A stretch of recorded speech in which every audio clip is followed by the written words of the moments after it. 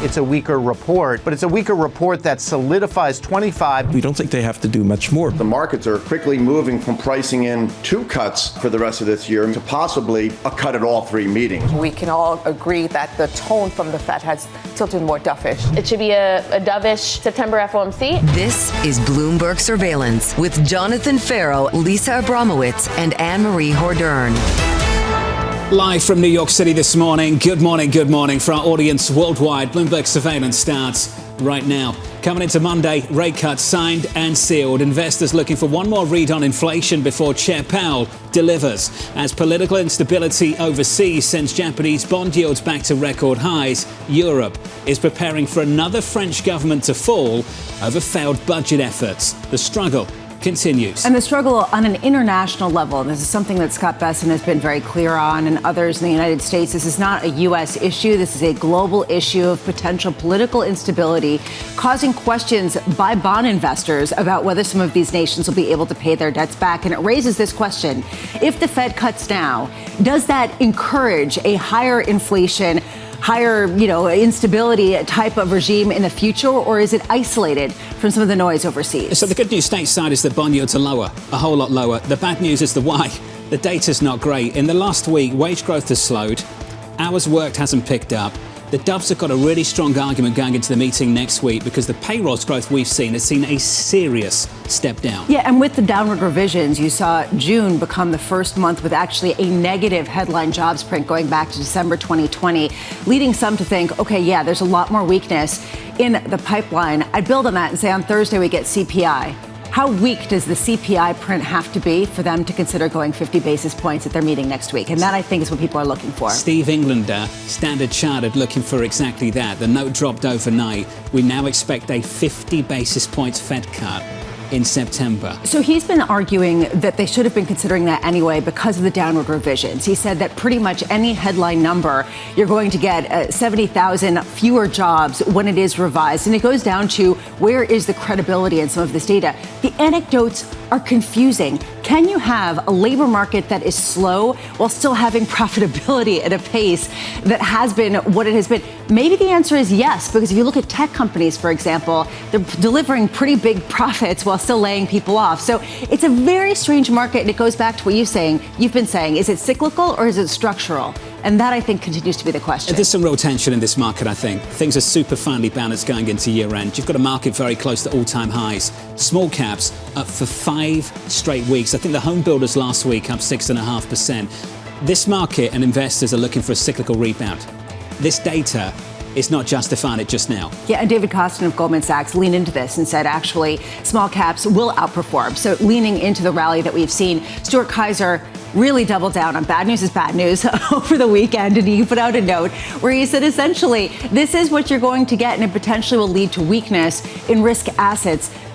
It's been a frustrating market, I'll be honest, because I feel like you can't really make a definitive argument one way or another about which way things are going to break. And so it feels like we've been in limbo for quite a while. And it just seems like it's unclear. Both arguments have legitimacy, whether you get a downturn on one hand, which would be not very good for these risk assets, or whether you get a reacceleration on the heels of one big beautiful bill and all sorts of other things that would lead to this cyclical rally. You can make an argument on either side. I hope we get a reacceleration for the good of the U.S. economy. Of course. Just don't see many signs of it right now, that's for sure. Equities up by 0.2% on the S&P 500. A lift to this equity market on the Nasdaq up by 0.4%. And the rally continues on small caps higher by 0.1%. Coming up this hour, we'll catch up with Cameron Dawson of NewEdge Wealth, anticipating a stagflation-light scenario. The former White House trade advisor Kellyanne Shaw joins us on the risk of a massive tariff refund, and Ellen Zentner of Morgan Stanley on growing concerns of mission creep at the Federal Reserve. We begin this hour with stocks higher as investors await key inflation data. Cameron Dawson of NewEdge Wealth writing the following: we continue to see this as stagflation light, where growth is slow and muddled, inflation is sticky, and we could see bouts of upward pressure on yields. Cameron joins us now for more. Cameron, good morning. Good morning. Is stagflation good for equity markets? Well, stagflation is only good for equity markets if companies have pricing power, meaning if we go back to 2022, we were in an environment where growth was slowing, but because companies had pricing power back in 21 as well, we were able to see margin expansion. That's the key difference in this inflationary environment, which is that companies are talking about less ability to pass on price increases to consumers, which implies that you get less top-line growth, which implies that you get less margin expansion, which comes into the face of the fact that consensus has about 100 basis points of margin expansion priced in for 2026.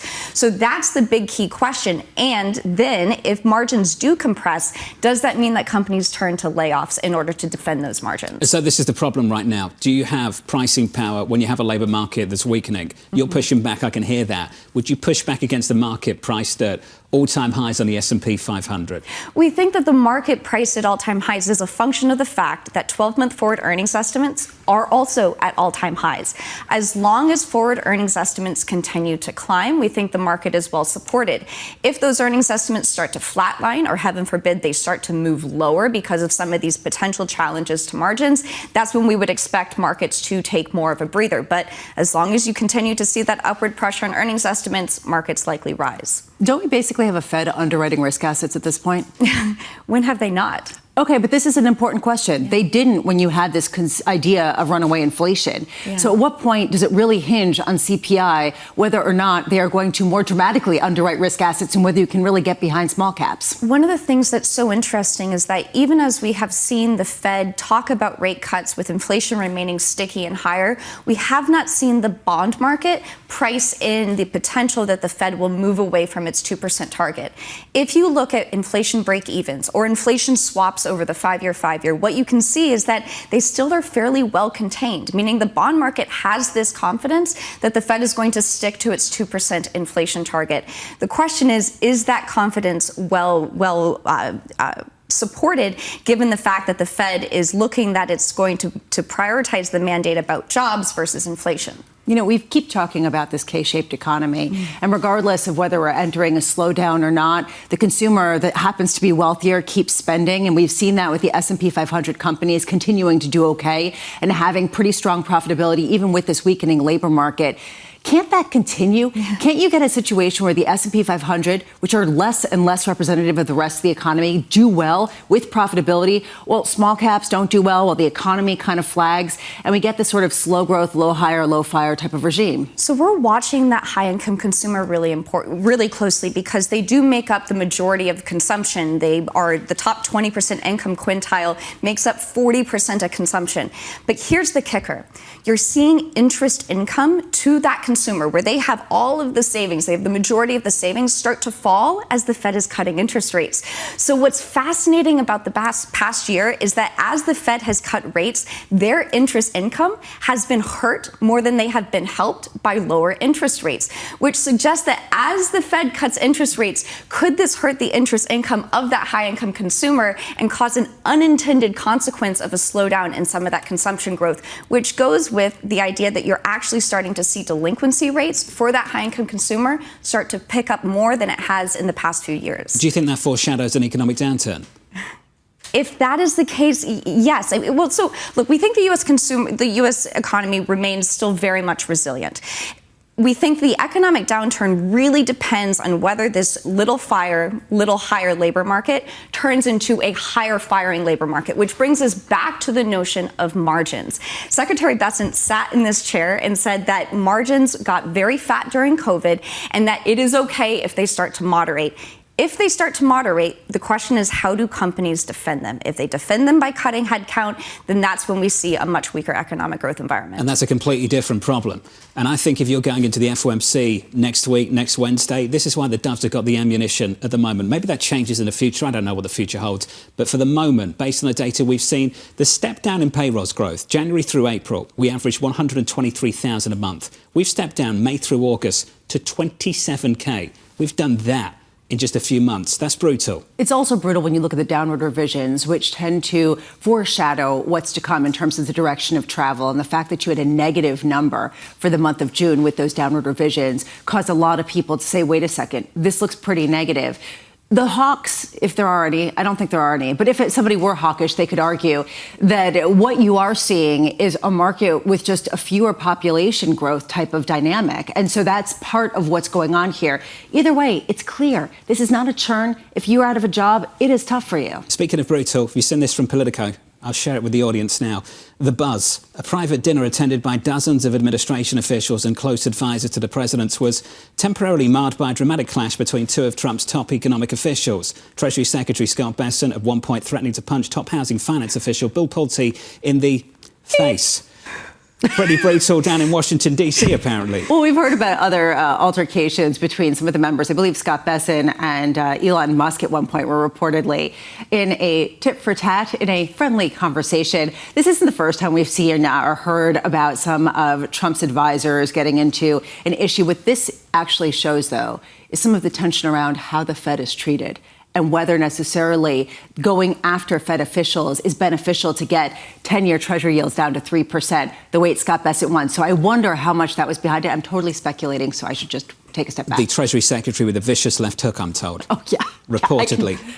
I can picture him at the boxing ring. Cameron Dawson of NewEdge Wealth. We'll let you go. Don't worry.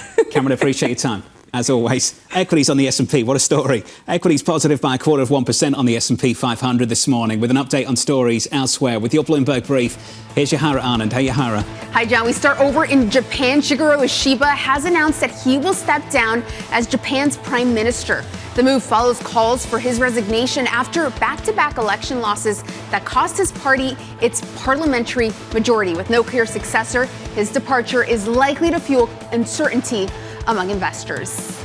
Meanwhile, President Donald Trump has a short list of candidates to replace Fed Chair Jay Powell when his term expires in the spring. Kevin Hassett, Chris Waller, and Kevin Warsh are the finalists. Over the weekend, Hassett said the U.S. Central Bank put its independence and credibility in jeopardy by expanding beyond its mandate. And Aryna Sabalenka successfully defended her U.S. Open crown, defeating Amanda Anisimova in straight sets on Saturday to claim her fourth Grand Slam title. Sabalenka is the first player to win back-to-back U.S. Open women's singles titles since Serena Williams did it over a decade ago. And on the men's side, Carlos Alcaraz beat Jannik Sinner, taking home his sixth Grand Slam title and his second at the U.S. Open. That's your Bloomberg brief. John? Yahara, thank you. The president in attendance. Have we got pictures of that? I hope we do. In the Rolex suite, which I think is the most newsworthy thing about all of this. They've just slapped tariffs of close to 40% on luxury watches coming out of Switzerland. There's the president sitting in the Rolex suite at Arthur Ashe. And I was wondering if we woke up this Monday morning to some exemptions on some Swiss tariffs. Yeah, well, that is something that we can be watching for. I also was going to say, I would have attended, but I got stuck in the security line. Yeah, you and how many others? I mean, honestly, did you see that? Can you imagine dropping 10K for courtside seats, one, and then two, needing to wait outside for hours to get in? Yeah, and having the match delayed 45 minutes and still starting before most of the people had gotten into the stadium. So definitely an interesting night. Yeah, the organisation of that event. I've got some things to say. The giving out of deodorant. The presentation. Having to take it back because of the thing. security line. The whole thing is just... there were some problems. Very strange. Up next on the programme, refund risk. I am confident that we will win at the Supreme Court, but there are numerous other avenues that we can take. We would have to give a refund on about half the tariffs, which would be terrible for the Treasury. If the court says it, we'd have to do it. A conversation up next with the former White House trade advisor, Kellyanne Shaw, live from New York City this morning. Good morning.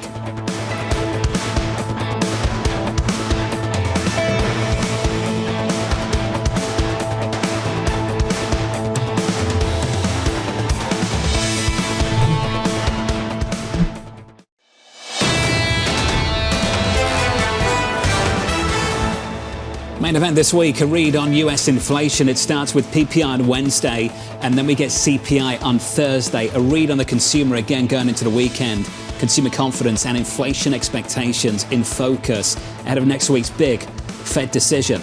As the week ahead, here's the price action, snapping 2 days of gains on the S&P 500 into Saturday. This Monday morning, we had some weight to the rally again, up 0.25% on the S&P, on the Nasdaq, and by 0.4. Down in Washington, D.C., under surveillance this morning, confronting refund risk. I am confident that we will win at the Supreme Court, but there are numerous other avenues that we can take. they diminish President Trump's negotiating position, we would have to give a refund on about half the tariffs, which would be terrible for the Treasury. There's no be prepared. If the court says it, we'd have to do it. So here's the latest this morning. President Donald Trump's administration looking for other avenues to implement tariffs if the Supreme Court rules against the president's agenda. Treasury Secretary Scott Bessent warning the U.S. would have to refund nearly half the country's tariff income if the case is lost. Bloomberg's Tyler Kendall joins us from Washington for more. Good morning, Tyler. Hey, John, good morning. You said it. The U.S. government could be on the hook for tens of billions of dollars in refunds if the Supreme Court doesn't side with the administration's case for imposing tariffs under IEEPA, the International Emergency Economic Powers Act. Because as you well know, last month, federal appeals court ruled that President Trump overstepped this authority. But importantly, that court put that decision on hold, giving the White House this chance to ask the Supreme Court to intervene. Now, the latest data from the U.S. Treasury Department shows us that the U.S. government has so far recorded more than $184 billion in tariff revenues this year alone. And while projections vary, you heard the Treasury Secretary say about half would have to be given back. We've seen other estimates, including from the Committee for a Responsible Federal Budget, which projects that 71% of anticipated tariff revenue would all but vanish if the Supreme Court ends up upholding this decision. And a lot of things are factored into these tariff revenue projections, including, as you all know, the U.S.'s credit grade. Take S&P Global Ratings last month, for example, citing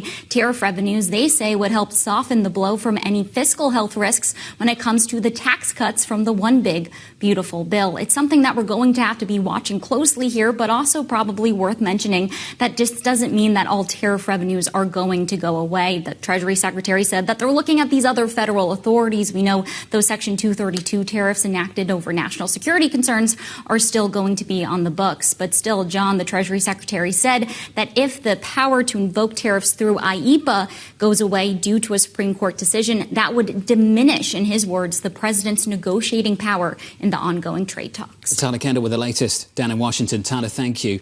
Bramo, this from Mark Dow out on X this morning. Tariff refunds are fiscal stimulus. Wow. That's look, that's what we just heard from Cameron Dawson, is that essentially the high interest rates are also stimulus because the income that wealthy investors are getting from that supersedes any kind of interest expense and actually is some kind of stimulus.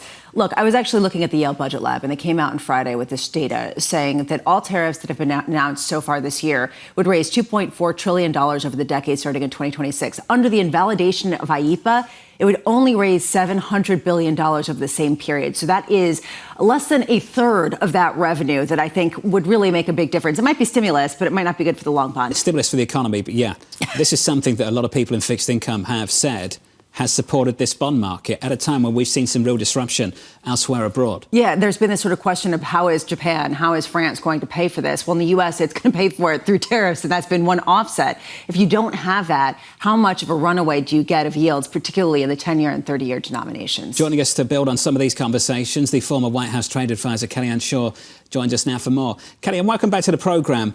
Are these tariffs, this policy, is it too big to fail? Good morning. Thanks so much for having me back on. I have to say I tried to take the weekend off, only to be surprised by a large executive order on tariffs as well as news over the weekend. So no rest for the trade lawyers anytime soon. So are these tariffs too big to fail? In some cases, yes. In some cases, no. I do think that if the president loses this case before the Supreme Court, that loss of tariff revenue is going to be a tremendous blow, as the Treasury Secretary did announce there. But the administration has said they have other tools to reimpose tariffs. So it's really about everything that's been collected to date that they're concerned about. But I don't think the president's going to back away from a tariff policy anytime soon. He likes a strong tariff. He thinks the tariff should be a strong feature of U.S. economic and foreign policy. So I don't see that changing. How much do you see, Kellyanne, companies lining up to prepare for the instating of this decision, the idea that IEEPA tariffs are not going to be held constitutional? How much are they lining up to try to get those rebates? I think companies are definitely weighing their options and trying to understand what's going on, where the court might go, certainly talking to a lot of different importers about this and keeping them updated as to the status. But at the end of the day, everyone is holding their breath to see what the Supreme Court does, and nobody is making decisions based on a court case until we really know what the outcome is there. How much are people more concerned about the ongoing instating of the tariffs under IEEPA versus the idea that it could really shake the budget and shake the questions around how long the recent tax cuts can remain in place going forward? In other words, are the tax cuts more beneficial to the clients that you work with than the tariffs that they have to pay? Yeah, and what's been interesting to see, particularly for those who are in the market, right? The market has really come full circle on these tariffs from April, where there was a tremendous amount of negative reaction to a president's tariff policy to today. You actually see that the market is getting nervous about the loss of potential tariffs through some of this litigation. But what I would say is it really depends on what sector you're in. So I work with clients across sectors, those in manufacturing sectors versus others who rely on more diversified supply chains will have different reactions to these tariffs, including some of the country-based tariffs versus those sectoral tariffs. And so it has been interesting to see because there isn't one universal view. There's really a pretty strong mix across the board. Kellyanne, there's a couple of stories that I think we're all finding a little bit confusing. I'd love some clarity from your side. 39% tariffs on countries like Switzerland. The president then over the weekend in the Rolex box, which got my attention and many others as well.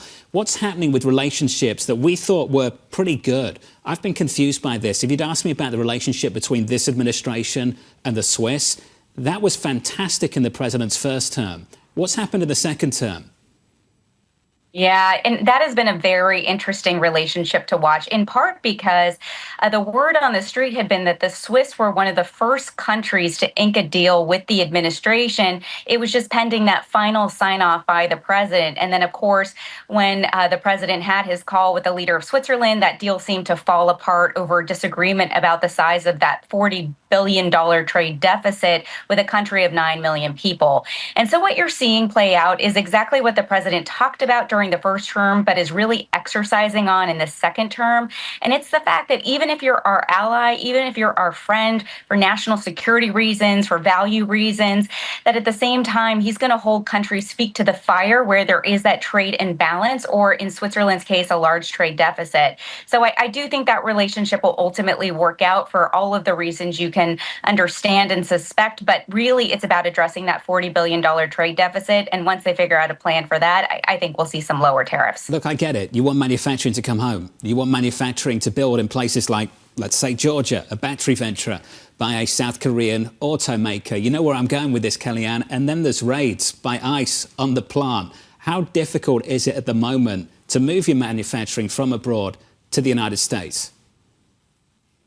Yeah, what I'd say is it's still very dynamic, right? The tariff landscape, we have a bit more certainty where some of these tariffs are likely to land, although these tariff rates could go up or down. We could see sectoral tariffs come on certain sectors. And so in terms of making some of these investment decisions, even just looking at the tariff landscape, there remains a fair amount of uncertainty that companies are having to weigh, although the administration's message is just build it here and you won't get tariffed. But there are a lot of other policies that need to fall into place. And so even looking at something like the pharmaceutical sector, it's not just about building plants and factories here. It's about that FDA approval process, that regulatory process. And every sector you go down has its own unique features that need to be addressed to really bring much of this manufacturing home. So we've started heavy on the trade policy, heavy on the tax policy. Now it's time for the administration to really work on some of these other more domestic-facing policies to finish that storyline. Kellyanne, appreciate your take. As always, Kellyanne Shaw, they're the former White House trade advisor. Stunning pictures coming out of Georgia over the past few days. 450 people arrested. The warrants were initially for 4 people, I believe. And this was the largest one-spot arrest that we've seen from ICE so far. It raises a question exactly to your point. How do international companies create plants in the United States and staff them? We heard from the president about what his take on that was. Again, how consistent has the relationship been with some of our trading partners, and how much do they have a sense of exactly what they can do to appease the president? We'll go back to that story later on this morning. Up next on the programme, Jim Bianco of Bianco Research, with bond vigilantes watching political turmoil in both Japan and in France. Plus, we'll touch base with Janney. She's got your morning movers with stocks jumping on news. They're joining the S&P 500. Robinhood up 7.5%.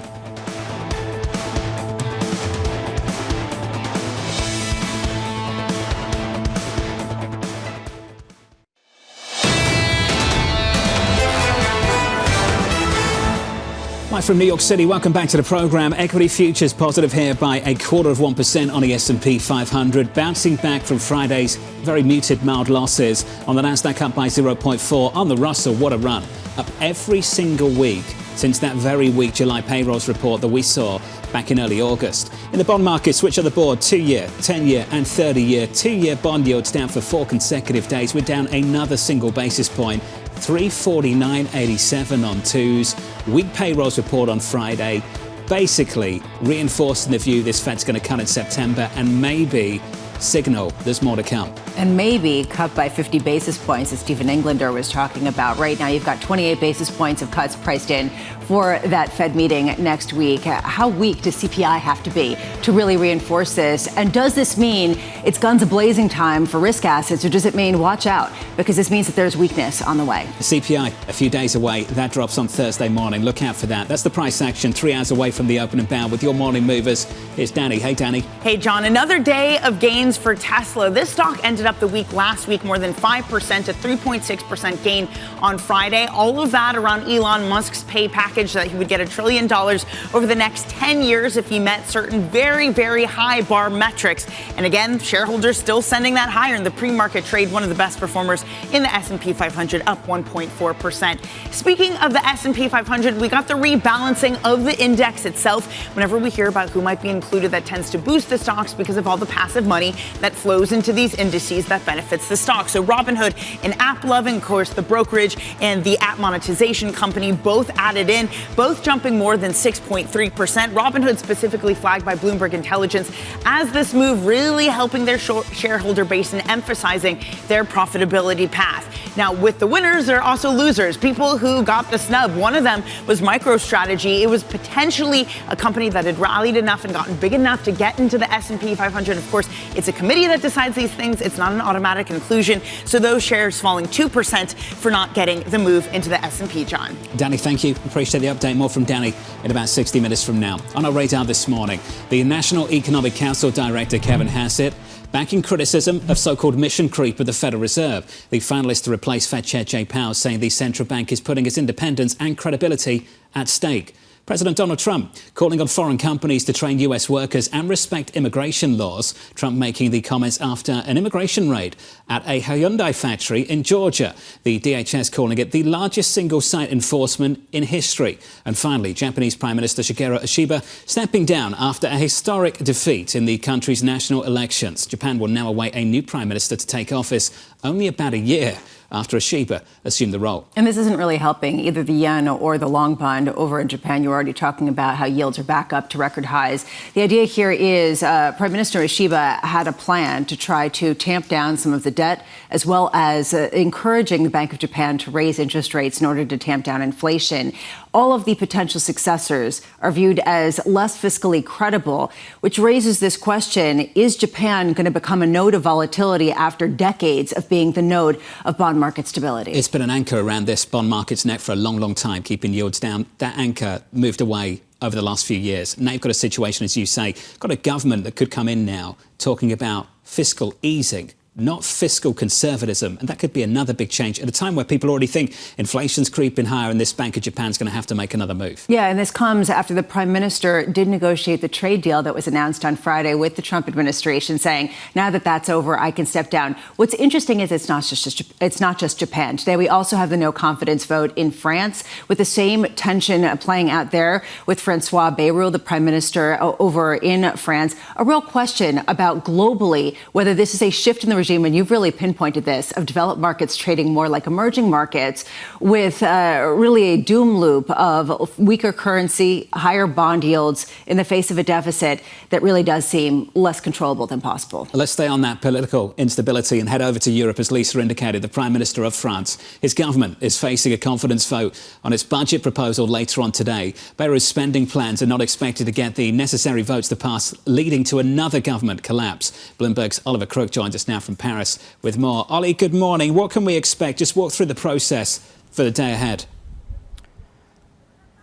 Yeah, Jonathan, this begins here at the National Assembly, where lawmakers will vote on François Bayrou, a no-confidence vote on the government of France. He is all but expected to lose this basically universally. You watch interviews he's been giving in the last week trying to rally support, and basically many of them were starting with journalists saying, hey, listen, you've got a few days left in the job. How does that feel? Because this is seen as a sort of foregone conclusion. The main problem will be in about 8 hours' time when we expect this government to fall and this vote to have been completed, is the path forward is not any more easy for Emmanuel Macron. The situation in the French parliament, something we're seeing really across European nations, a great many of them from the Netherlands to Germany to the United Kingdom, is you have this massive fragmentation publicly, three major blocs that just cannot agree on anything. So the three options for Emmanuel Macron will be install a new prime minister with basically some of the same instincts and initiatives, a centrist person. Maybe he will go tack to the left to try to bring in some of the socialists. That will obviously not necessarily make the private sector particularly happy. He could call another legislative election, but that likely will not change the calculus politically. And then the final option is, of course, what the far right is calling for, which is the resignation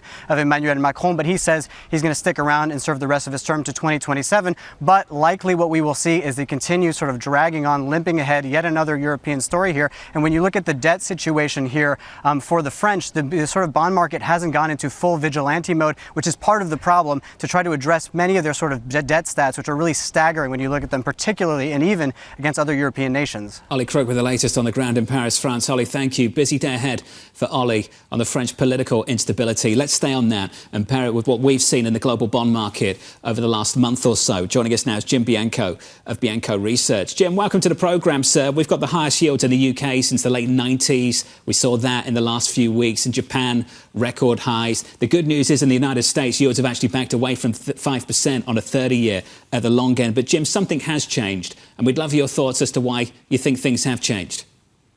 Well, it depends on which country you're talking about. If you start with Japan, you know, they calculate taxes in their inflation rate. And if you take that out, their inflation rate is higher than the United States' inflation rate for the first time in 50 years. They've got a real inflation problem. They've also got a debt to GDP, twice the U.S. at 225%.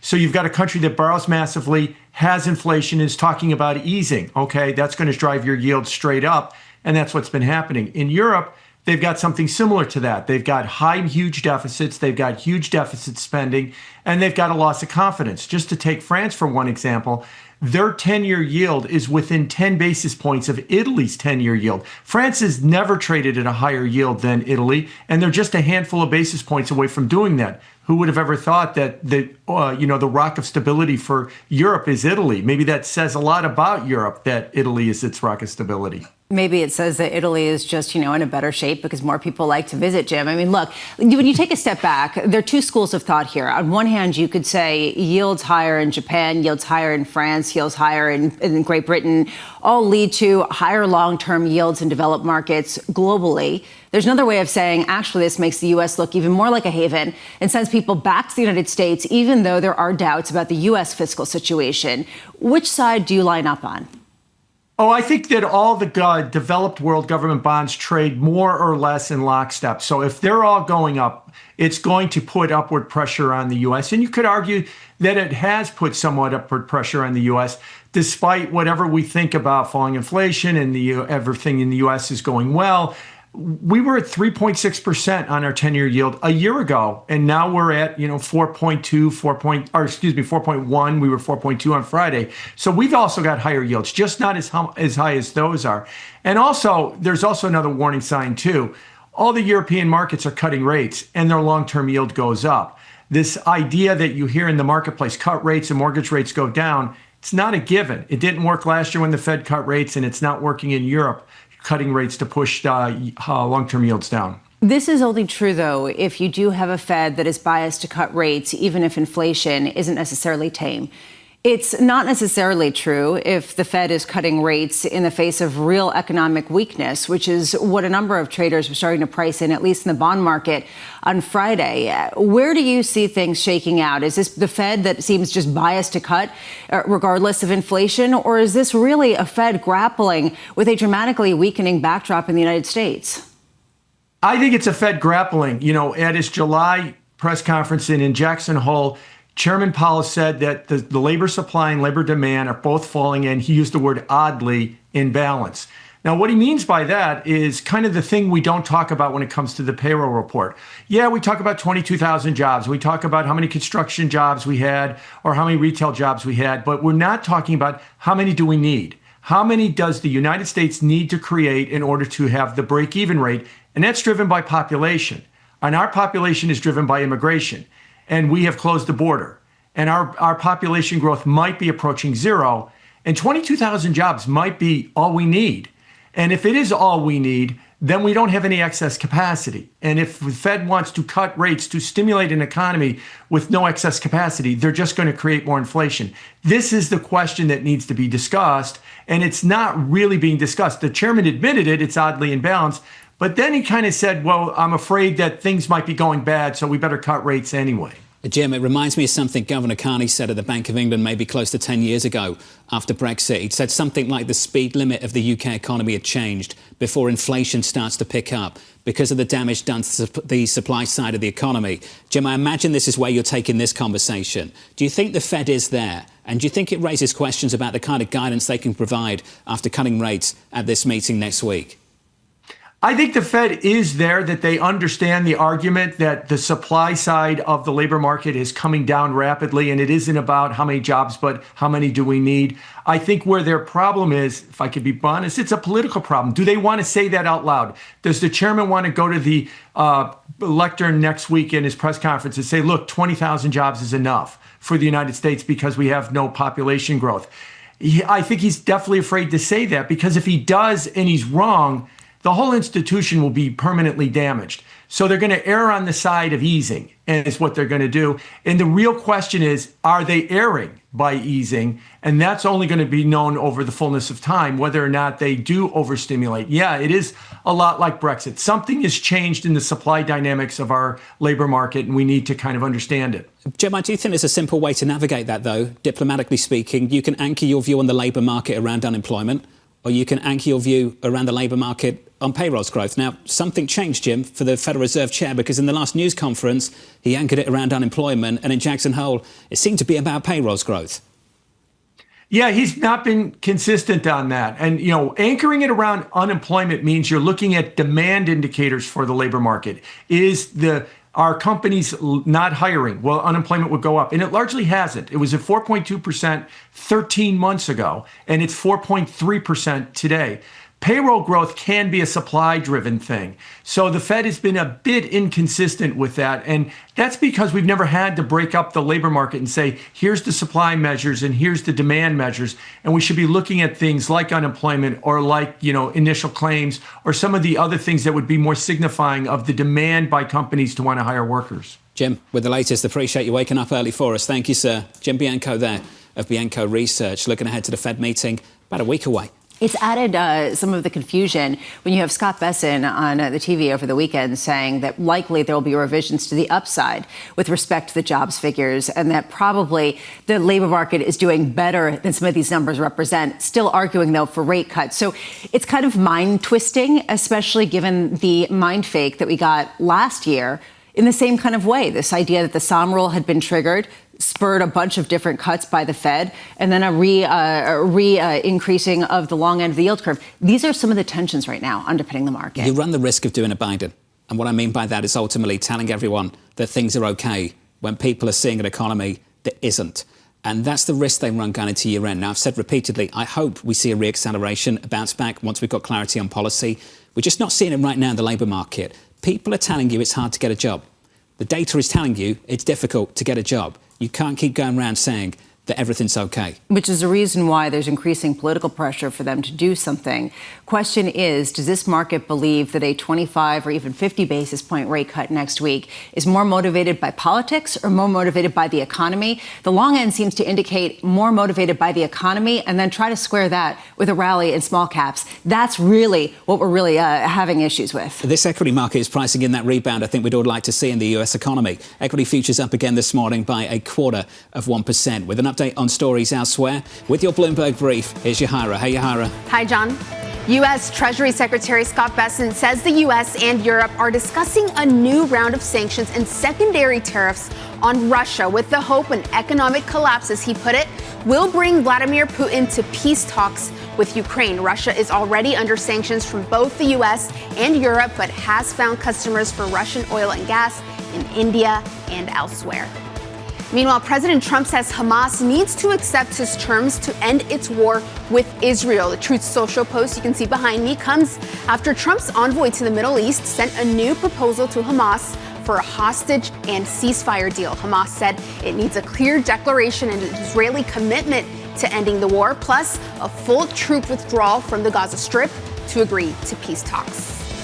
And thousands of London Underground staff have launched a week-long strike. Staff are protesting over pay and working conditions. The transit operator said there are expected to be few or no trains running today through Thursday. No talks between the union and management are currently scheduled. That's Bloomberg Brief. John? Yahara, thank you. Whenever this used to happen when I was in London, I'd get lost because my mental map of London is actually the tube map. And it's not actually the proper map. So you sort of go upstairs. If you were a tube rat like I was, you come upstairs and try and walk home and not know where you were going. Yeah, I had this situation back in the early 2000s. There was a strike from the subway, and it was the middle of winter. It was very cold. And I biked all the way to a ferry to then take a ferry to come to get to work. And by the time I got to work, I was so exhausted, I was ready to go home. I did that for a couple days. So let's hope it reopens soon. I feel for Londoners this week. Up next on the programme, concerns about mission creep. Well, Secretary Bessent talked about the central bank's independence being under threat due to mission creep. What's your plan to overhaul the Fed? Well, I don't have a plan to overhaul the Fed right now. But you would endorse what Secretary Bessent wrote in that article? I agree with this article, yes. That conversation up next with Alan Zentner of Morgan Stanley.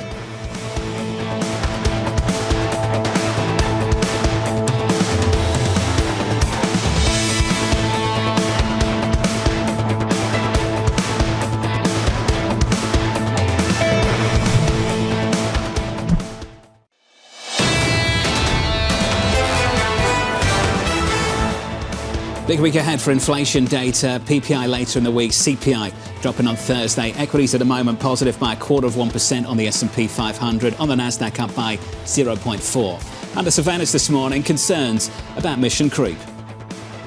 Well, Secretary Bessent talked about the central bank's independence being under threat due to mission creep. What's your plan to overhaul the Fed? Well, I don't have a plan to overhaul the Fed right now. But you would endorse what Secretary Bessent wrote in that article? I agree with this article, yes. And you would be prepared to implement that vision for the Federal Reserve if you are chairman? It's a hypothetical that we'll see. So here's the latest this morning. The National Economic Council Director, Kevin Hassett, reiterating concerns about mission creep at the Federal Reserve. The Treasury Secretary, Scott Bessent, writing in the Wall Street Journal, quote, "The Fed's new operating model is effectively a gain-of-function monetary policy experiment. Overuse of non-standard policies, mission creep and institutional bloat. The Fed must change course." Joining us now to discuss, Alan Zentner, the Chief Economic Strategist at Morgan Stanley Wealth Management. Alan, good morning. It's good to see you. Morning. Let's start there. I know you've read the article. What did you make of that? What was your takeaway? Yes, I think mission creep is one way to redirect the focus on the Fed. Bessent is the only one to think that there is bloat at the Fed, that you've got 300 PhD economists running around and maybe it's a little bit of an echo chamber. And there have been concerns before this about mission creep, especially on the regulatory front. So the article reads like, okay, get rid of all of that, and then they can focus more directly and solely on the setting of monetary policy. That is not going to get the president what he wants, though. But it does redirect the focus on other changes that are needed at the Fed. Is the president about to get what he wants anyway? I don't know. I'm sure that he would like to get what he wants, and that is an FOMC that's tilted more toward his understanding of what he believes monetary policy setting should look like.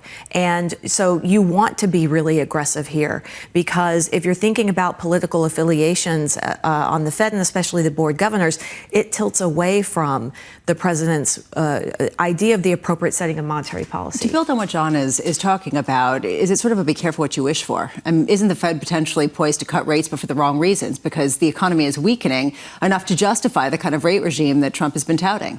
Yeah, so yes, that is absolutely correct. And the Fed's going to cut 25 basis points in September, and it won't be enough. And then they're going to cut 25 basis points in the next meeting, and it won't be enough. It's not going to be enough to satisfy the president that wants immediate, drastic cuts in rates. But as a mindful, careful thinker looking at the economy and what the economy needs, you cannot sit on the FOMC today and say rates need to be drastically lower. They need to be lower. They're too tight, especially when you've got a plethora of weakening data on the labor market. It's not just the headline payrolls report. So it's easy to look at these numbers and say, we don't need to be as restrictive. We can make some modest changes here. But one cut's not going to be enough. Two cuts is not going to be enough. But more than a handful of cuts is going to be too much because we are set for some reacceleration next year, early in the year. It's interesting that you say that because in bond markets, people always look for what is that terminal rate, right? Where do we end up in this cycle? And initially, for many months, it was above 3%. Now we've gone well below that, actually, for the end of next year. And I wonder if you agree with that, if you think that the bond market has it right. Yeah, so I think the bond market is in a difficult spot here because if you're just looking at the likely path of the economy, we've got business investment that is broadening out more so outside of tech, just tech. You've got a record high tax refund season that's coming. And so you could say, okay, we can adjust rates, maybe 75 basis points, 100 basis points here over the next several meetings.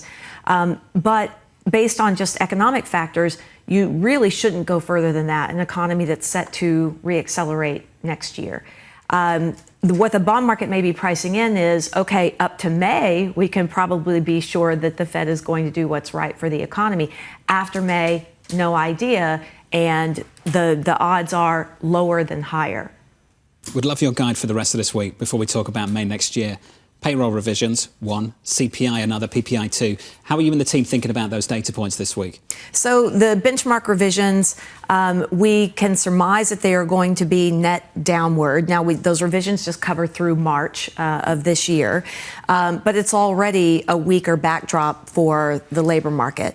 Now, you could look at that and say, okay, under Biden's economy, those are jobs that are going to be even weaker than before. It's only a couple of months into Trump's presidency, but it does set the trajectory lower at a time when we've got changeover in staff at the BLS, and it's going to be all too easy to point fingers at that time. So you'll probably see some changes at the BLS this week as well.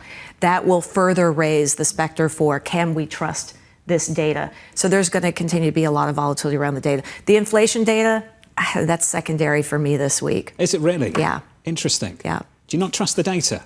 The payrolls? Oh, no. I trust the data. I trust that it's as good as it ever has been. We're trying to measure a massive data set where you can change the seasonal adjustment factor by 0.001 percentage points, and it gives you an 80,000 K difference on payrolls. So who's to say what's right and wrong? True. Yeah.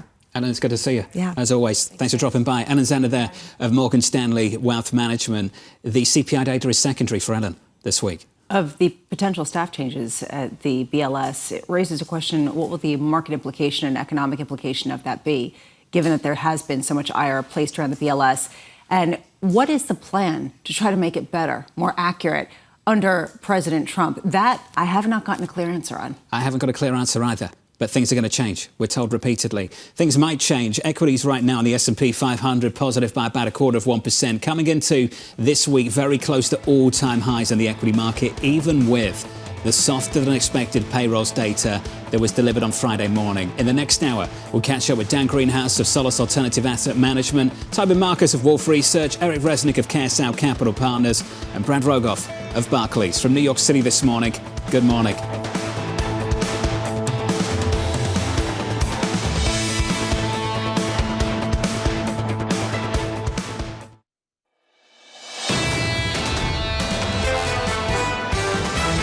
This is bad news is good news for the stock market because the Fed's going to ride to the rescue and cut rates. We think that corporate profitability will remain intact. The stock market's whistling past the graveyard a little bit here. It's all about earnings. Look for those companies that allows you to stay invested, that continues to have strengthened the balance sheet. This is Bloomberg Surveillance with Jonathan Ferro, Lisa Abramowicz, and Annmarie Hordern.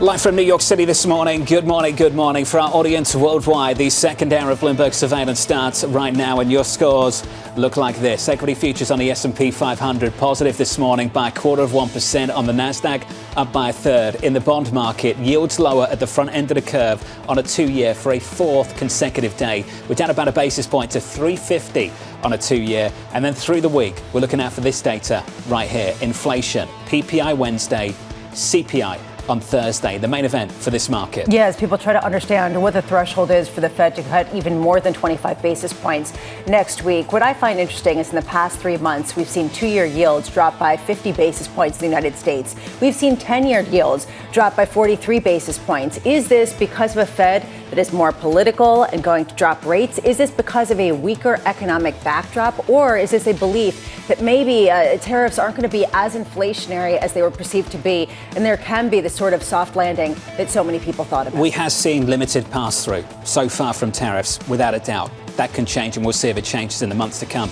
At the moment, the Federal Reserve's just got to confront a real step down in economic activity based on payrolls growth, decelerating to an average of 27K May through August. That's a problem for a lot of people on the committee. The Doves go into September 17th with extra fuel. Yeah, and there's this feeling, and Ellen Zentner was just saying that she actually thinks that some of the revisions from the BLS this week will be more important than the CPI print, because what it will show is through March, the labor market was in a much weaker position than it was previously believed to be. So in other words, we came into this period with less momentum. It is a question of how far has the economy deteriorated, if you're going to measure it by the labor market, in a way that warrants the rate cuts. So you could talk about whether it's political or not, but right now what the market is saying is that it's warranted by virtue of the fact that you have not seen yield curve steepening. In fact, you've seen flattening on Friday after that number. This bond market has changed a lot. It's changed a lot in just the last week. Last week, we were approaching 5% on 30s. This morning, Bramo, we're back down to 477. With people saying maybe this is an economy that doesn't have as much heat in it.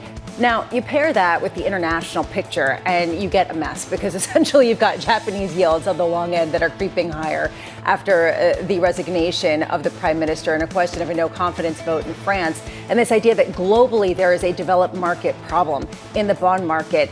I'm not sure how you put this all together, but it seems like the U.S. is going to benefit by dysfunction elsewhere, and so it will remain at least a haven in some aspects in the short term. Record highs at the long end of the Japanese curve, once again off the back of that political instability. If you are just tuning in, welcome to the program. Equities close to record highs on the S&P 500 this morning, positive by about 0.25%. Coming up this hour, we'll catch up with Dan Greenhaus of Solus Alternative Asset Management, with investors betting big on rate cuts. Tobin Marcus of Wolfe Research as President Trump wants foreign companies to hire American.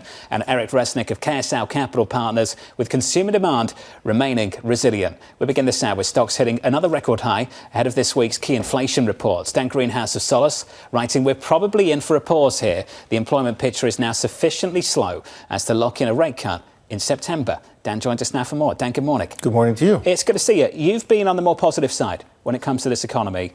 How do you reflect on that job market data from Friday? Well, it wasn't good. I don't think I'm breaking any news by saying that.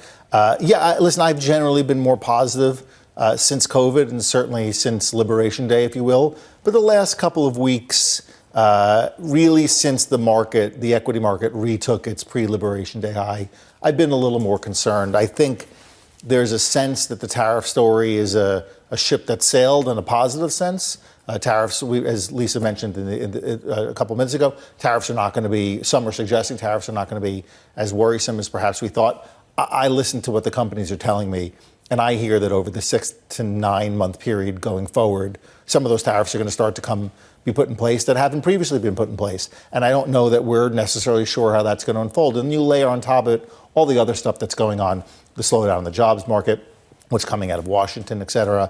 And I'm a little hesitant right here with the acknowledgement that the consumer has been and remains incredibly resilient. You know, the bull case at the moment, we'll see a reacceleration supported, fueled by Fed rate cuts. That's all still to come. Do you see some information in our future that constrains the dovish bias of the Federal Reserve? Do you see anything like that? No, I think that they're going to cut 25. I felt for a while they should cut 25, if not had done it already. The recent slowdown in the jobs market only locks that in. You've got 4 months in a row now where private sector job creation is sub 100, including a negative month. The last time you saw something like that was at the end of 2007, obviously heading into 2008. That doesn't guarantee that there's a recession coming, but the jobs market is not as lagging an indicator as some like to think it is. When you start getting the type of job creation that we've seen, it's an alarm bell for sure. Now, there are mitigating factors. Weekly jobless claims haven't gone up. The earnings season was quite good. You look at charts of O'Reilly and AutoZone. The home builders are rebounding. Pulte's back to a high. Cyclicals have done really, really well here. And you look at some of these charts and that just doesn't scream forget a recession, it doesn't even scream slowdown. Yeah, but do you think that can continue? And this is something that you raised with valuations being a little bit high. And we've been saying there's a conflict here with the Fed potentially cutting rates as a result of a weakening economy. And then this bet on cyclical stocks that are hinged to a recovery. Do you find that consistent? Well, so to address the first question about valuation, I would just note valuations are so useless in terms of market timing. Not that they don't tell me something, but my favorite analogy to talk about is the 90s boom. People were talking about valuations being excessive in 94, in 95, in 96, in 97, 98.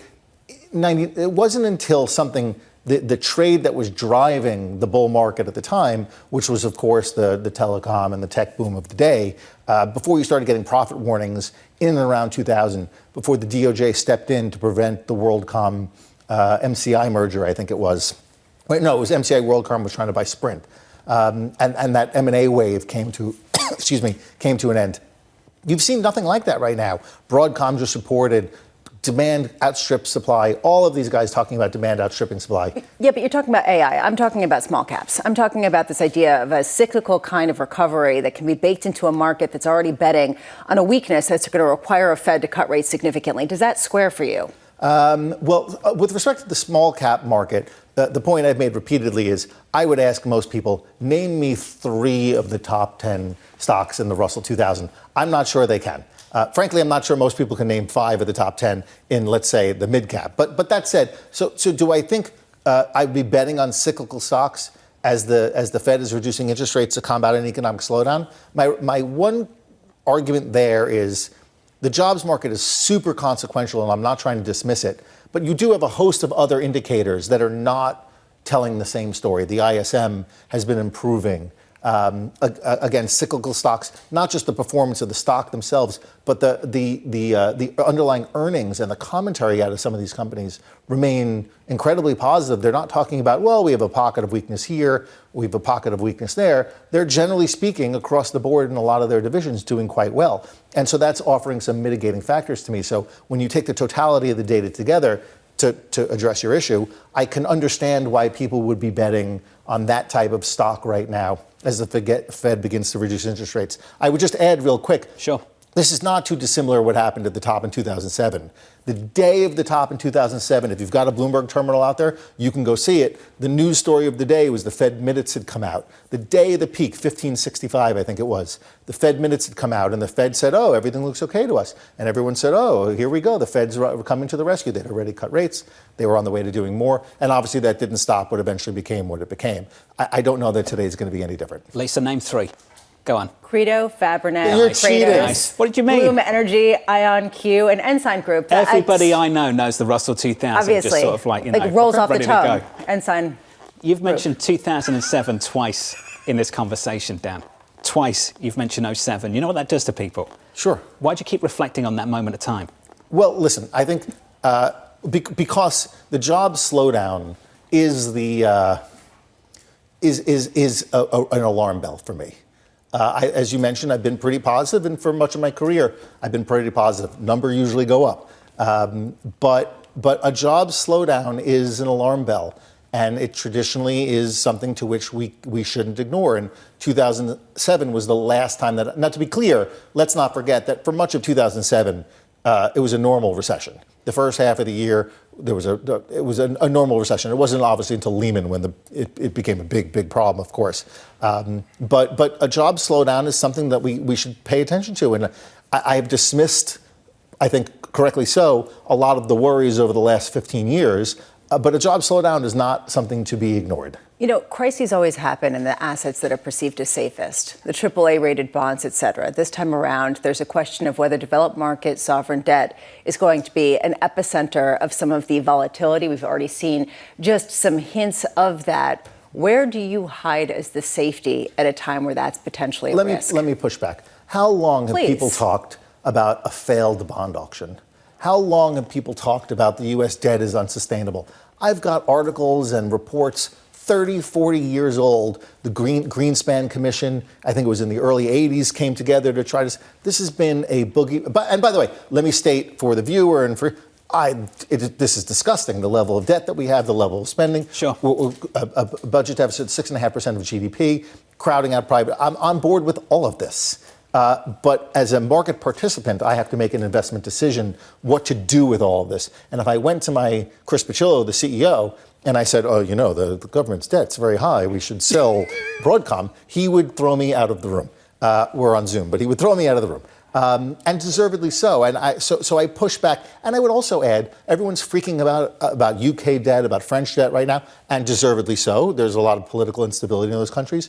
Look at a broader chart, 3-year, 4-year, 5-year. The UK 10 years, 460? Where was it 4 years ago? 460.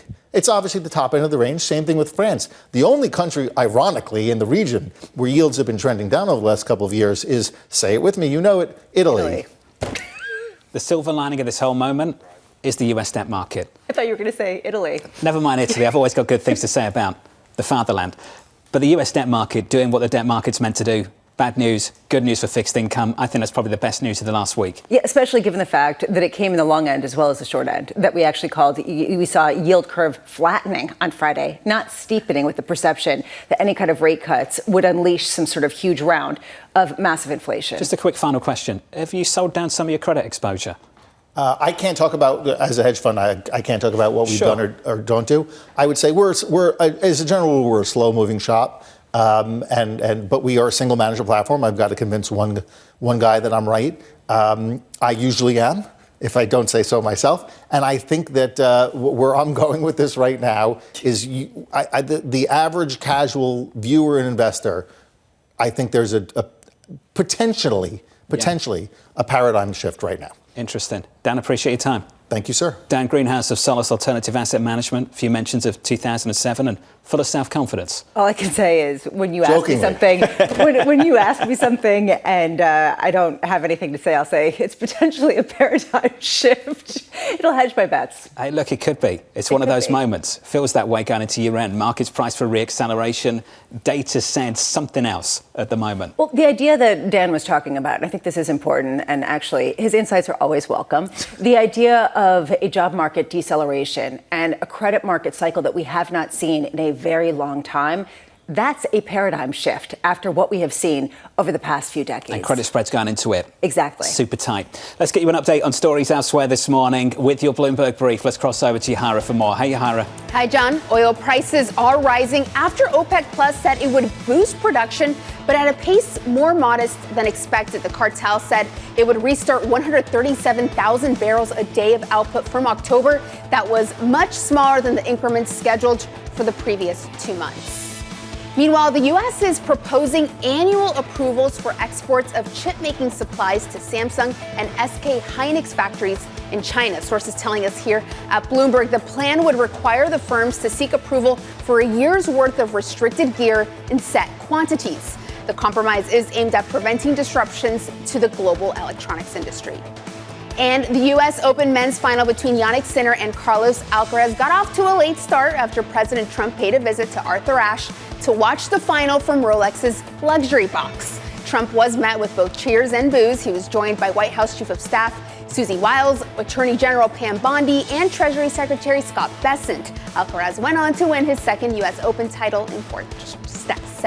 That's your Bloomberg brief. John? He was dominant yesterday, absolutely dominant. Yahara, thank you, appreciate it. Up next on the programme, the push to hire American. We have a lot of industries that we don't have anymore, and we're going to have to train people. And the way you train people is bring people in that know what they're doing and let them stay for a little while and help. ICE was doing right because they were here illegally. But we do have to work something out. Up next on the program, we'll catch up with Tobin Marcus of Wolfe Research, live from New York City this morning. Good morning.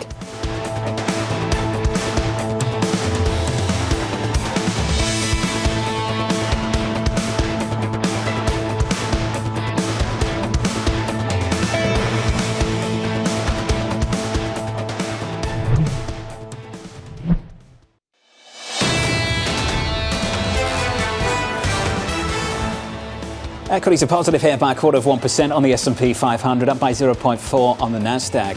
Real turn for Dan Greenhaus of Solus, typically very constructive on the US economy, financial markets, and an optimist, I would say, of a lot of the people we speak to on Wall Street. That's a shift from him just moments ago. Yeah, you mentioned he talked about 2007 twice. Bigger concern is the downshift in the labor market, if it is real, is a real concern to him. And he said that you cannot ignore that. That is not a lagging indicator. That is very much a present indicator that signals some weakness ahead. It's hard to ignore at the moment, that's for sure. Under surveillance this morning, a big push to hire American. We're going to look at that whole situation. We have a lot of industries that we don't have anymore, and we're going to have to train people. And the way you train people is bring people in that know what they're doing and let them stay for a little while and help. ICE was doing right because they were here illegally.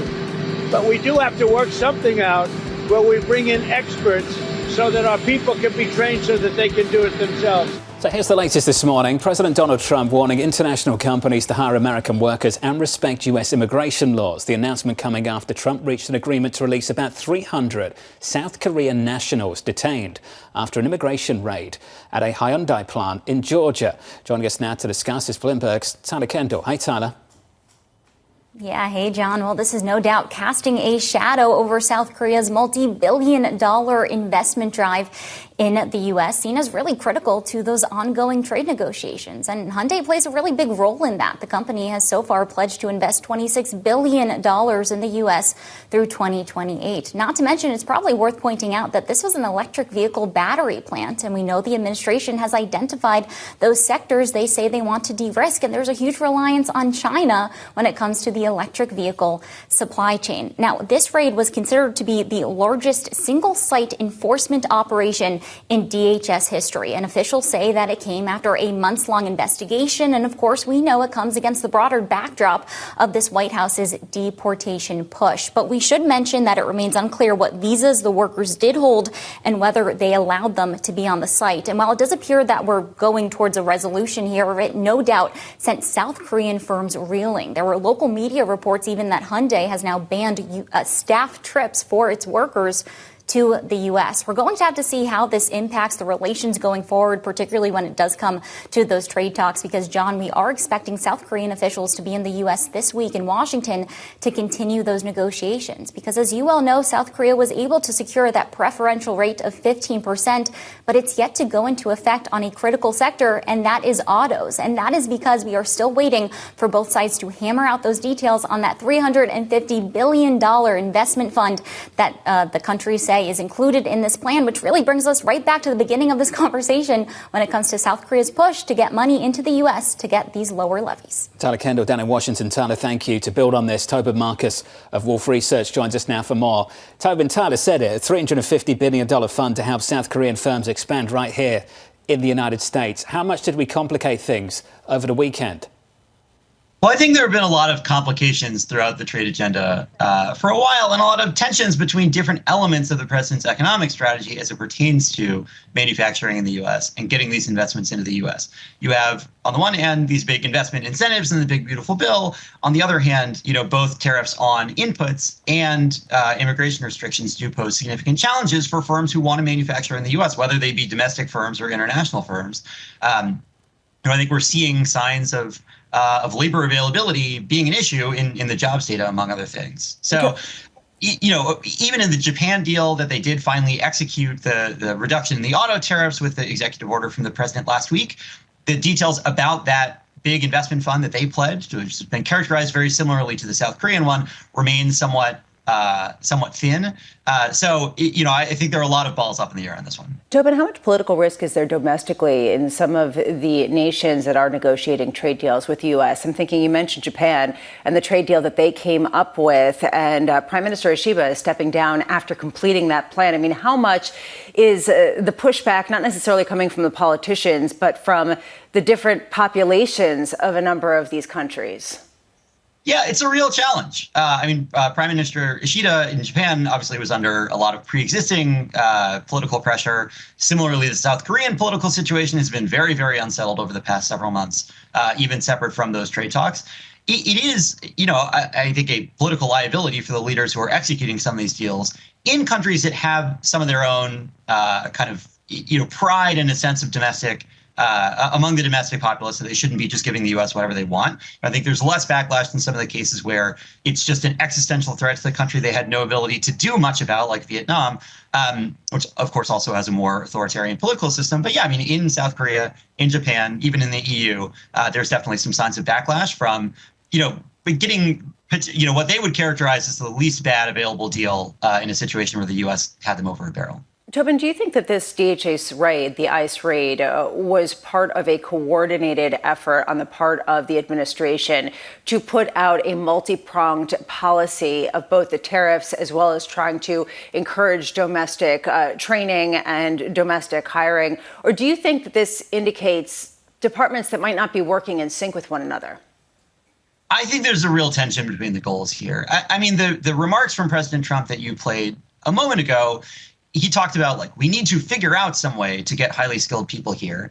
But I think the folks in the administration who are in charge of immigration policy, up to Stephen Miller, are not huge fans of legal immigration either. It's sort of easy to say, but then doing it is another thing. We saw even in the first Trump administration, they, kind of ground down the pace at which visas for high-skilled legal immigration were being issued. Similarly, we've not seen that ramp up here. If you're trying to create some big new expedited pathway, you would need to work with Congress, and I see no appetite whatsoever to do that. So, I think that there is a sincere commitment to immigration policy from the entire administration. They're pursuing that for its own sake, and to the extent that it creates difficulties for the other aims of the administration in terms of promoting manufacturing, that's just collateral damage. Tobin Marcus of Wolfe Research. Tobin, appreciate the reaction to a big story developing over the weekend. Tobin, thank you. The administration is telling countries that if you want a favourable trade deal with us, you need to come up with these kind of plans to invest hundreds of billions of dollars right here into the United States. We heard that from the Commerce Secretary, Howard Lutnick, on Friday with regards to countries like Switzerland. Then you see how some companies are being treated from some countries like South Korea. And that's going to raise a lot of eyebrows for people negotiating these kind of deals. And it's going to really halt the reinstatement of some of these factories. We already saw that in the wake of this. And just in general, you've seen just how long it takes to get some of these plants in the United States. Even with the Commerce Secretary and his comments around the Japanese $550 billion fund, a real question around what that looks like, how that gets deployed. And this only raises those questions that much more. I think you nailed it, Bramo. Washington is huge. And getting everyone on the same page, getting everyone to speak to each other at the same time, with the same end goal in mind, is difficult enough. But what if the policies are in conflict? And that was something Tobin was touching on. Yeah, saying that on one hand, there's sort of a feeling of trying to ratchet back immigration of all kinds, at the same time that there's a goal of bringing manufacturing to the United States, and a dearth of some of the trained workers to get that underway quickly, right? So there's a time element here, too. How do you train people? Where is the money behind that? What kinds of programs? Lots of questions. We'll stay on top of that story throughout this morning. Up next on the programme, we'll catch up with Eric Resnick of KSL Capital Partners as consumer demand remains resilient. Plus, we'll catch up with Janney with your morning movers. EchoStar surging in the pre-market on a deal announcement. That stock is up by 24%.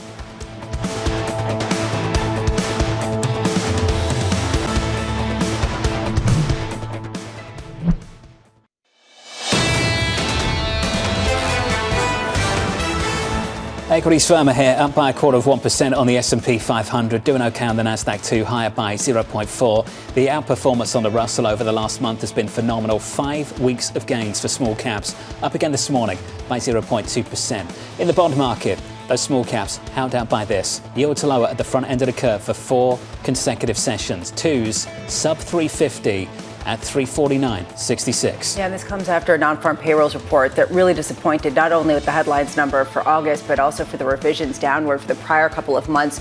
Key questioning, Dan Greenhaus nailed it. Is this the beginning of something else? Or is this just simply a head fake that is going to unleash further strength later on? We don't know. And downward revisions that we're likely to get this week, likely to confuse the picture that much more. There is a massive difference between a mid-cycle adjustment at a Federal Reserve and the start of something much worse, an end-of-cycle rate adjustment, which would imply more than 100 basis points of rate cuts. Now, the market wants all that, but without the downturn in the economy. And unfortunately, that's often not how it works. Yeah, the eating the cake and having it too, sort of a problem. It seemed like on Friday, some people were cheered by the idea that front-end yields went down, but so too did long-end yields. The idea that this wasn't leading to some unanchoring of inflation expectations.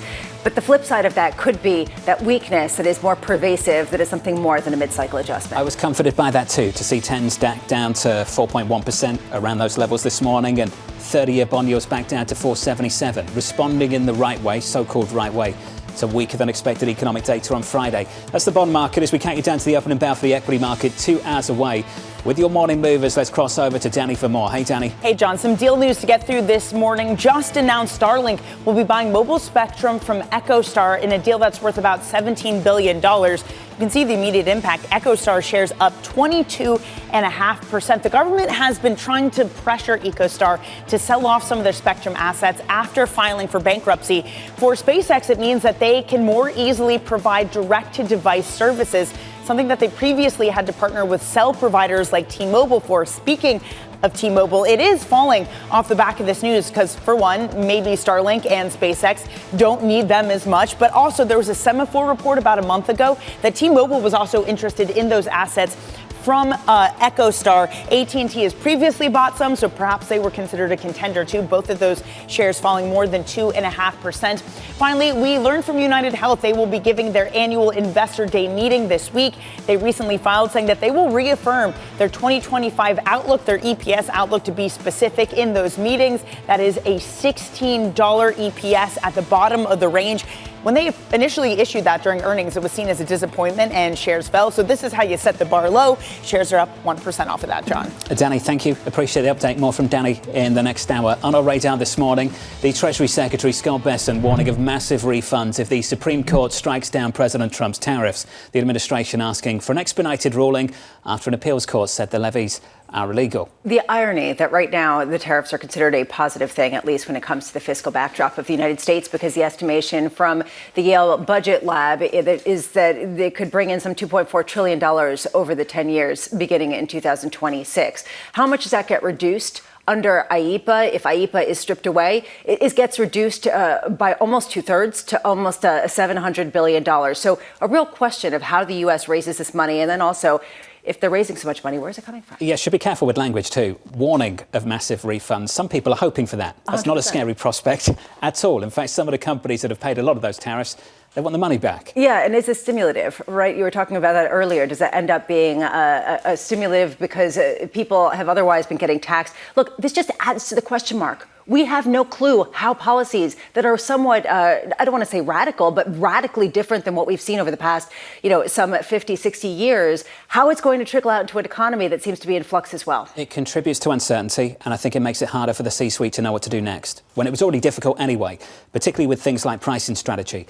If you were sitting facing down, say, Q4 and thinking about passing on these costs to the end consumer, raising prices, you're going to have to rethink now because maybe these tariffs won't be on in the next few quarters. They won't raise prices on things that are not loved. Maybe your Crocs, because you don't love Crocs. But big fan of Crocs. Actually, yeah. I've got to say, I personally have no problem with it. If you're, in a beach house or something and just want to get to the beach, I think it's fine.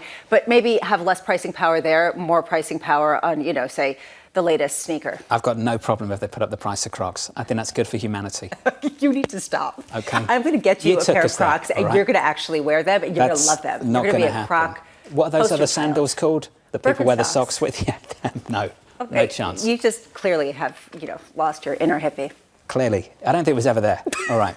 President Trump saying he's ready to move forward with the second phase of sanctions against Russia in a push to end the war in Ukraine. The latest threat coming after a massive Russian airstrike on government buildings in Kyiv. Elsewhere, New York City mayoral candidate Zohran Mamdani said the city should brace itself for the deployment of the National Guard as part of President Trump's attempt to fight crime and round up undocumented immigrants in Democratic cities. There's so much focus on this mayoral race, and I know that you're trying to tweak me and get me to talk about it more. I will just say it is notable to me how much focus there has been on this and how representative it has been of a shift that we're seeing around the world, which is a real grappling of how you deal with the fact that there are a lot of people with affordability issues, the housing issues, et cetera, and a real lack of agreement on how to address them. That was really good and political. Congresswoman Alexandria Ocasio-Cortez in town. Yep. I think it was a rally over in Brooklyn alongside Senator Sanders. This is what Ron DeSantis, the governor of Florida, said over the weekend. Ladies and gentlemen, the Palm Beach Realtor of the Year, with a picture of those three. That's the story for a lot of people. This is going to push people to move even more than they already were from New York down to Florida. Real questions and anxiety around crime in particular, as well as taxes, and that's definitely going to be a huge issue. It will remain in focus as we all look forward and try to understand what the future of the city looks like. That's the latest on New York politics. You did well. Thanks. Stay diplomatic. I appreciate it. Give you a few more months. Thanks. The economy adding more than 25,000 leisure and hospitality jobs last month amid the weak August payrolls report. Eric Resnick of KSL Capital Partners, a global investor in travel and leisure business, writing the following. Consumers are still prioritizing experiences over goods, even as they trim budgets, reinforcing long-term tailwinds for the sector. Eric joins us now for more. Eric, good morning. Morning, John. Thanks for dropping by. Would love an update. Would love an update from you about how things are, because only in the last hour or so we had a guest talk about the upper income consumer maybe starting to crack on the edges. Do you see any of that at all? No, I wouldn't call it cracks at all. We do see the upper income consumer being much stronger than the lower income consumer. We've been investing in the travel and leisure space for 30 years now. And so an operator investing in the U.S. and globally, and I would say we continually see there being a prediction that there's going to be a reversal of what's been a secular trend for 6 decades in favor of experiences over material goods, and travel being the primary beneficiary of that. We don't see a fundamental sign that that's shifting. They're always going to do it for the gram, and they're going to keep doing it for the gram, and that's what right. we keep seeing. So regardless of what happens, I do wonder, though, just on a relative basis, whether you've seen a deceleration in what the upper income tiers of travelers are willing to accept. Are they still willing to pay that extra, whatever it is, to get that even better room or that better experience all around? Or is there a bit of pushback that you're starting to see come into the fray? I think there is a little bit of, I would say, fatigue. A little bit of pricing fatigue. Coming out of COVID, people were willing to pay any price to get that room, to get that trip. And that now has waned. We're in a more normalized environment. So the rate of growth has shifted down. Right, what used to be coming out of COVID, double-digit growth every year in terms of both price and overall revenue. Now is mid to high single digits for us, which is better than the industry overall. But the industry overall is quite healthy at the high end in particular. The lower end, the trends are a little bit negative. Well, how much is that really continuing? The idea that there is this dispersion between the upper income and the lower income, and the lower income is really starting to struggle? Or is there still this sort of desire to go out and travel, et cetera, just that not as sort of profligate with their dollars? The desire fundamentally has always been there, and we don't see that waning. What we do see is the impact of inflation, interest rates on the wallet of the lower end. So you've seen trends in the last 3 years since interest rates really kicked up as a result of inflation. You've seen the lower end hit harder. The higher end has continued to spend just at those lower growth rates than we had, but more normalized. So like right now, our bookings are up mid to high single digits as we look forward over the next 12 months. That's good, healthy, a good, healthy trend. It doesn't, the news cycle, right? The report on jobs, where hospitality added 28,000 jobs, last month, last quarter. That is surprising to many. It's not surprising to us. The resiliency of travel, going back, having done this for 30 years, is something that never surprises us, but always seems to surprise the media. No present company excluded. No, of course. We're dialed in. Every time we see a move on euro dollar, we often joke that people are going to stop going to Europe. Euro dollar 117.29. Could you give us some clarity on that? How much do things move based on a 10% move in the US dollar, based on the exposure that you have to travel properties around the world? I would say 10% moves don't move that much. We see that, right? We've seen that in the pound over time. We've seen it in the euro. What does move people? The Japanese yen being 30% weaker than it was, right? That definitely impacts trends from Japan into Hawaii. in particular. That's the market. We see that being most impactful for us, being in the leisure business. What that break point is, do people move between 10 and 30? Yeah, somewhere between there, I think they do. I can't answer where that line is, but I don't think that line is around 10. Does the political tension ever show up? Some of the political tension has driven some of those currency pairs. And we've talked a lot about how Canadians were maybe stopping to come south of the border. Have you witnessed any of that? Are the accents changing around the properties? We do see a little bit of it. Canadian travel to Hawaii and Palm Springs, for example, down meaningfully.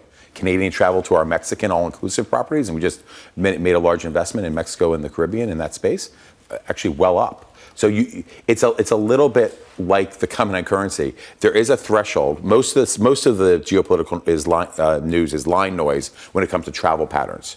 But there is a threshold above which you hit, and some of the Canadian and U.S. tensions, if you will, I think got above that level where it did start to impact travel patterns.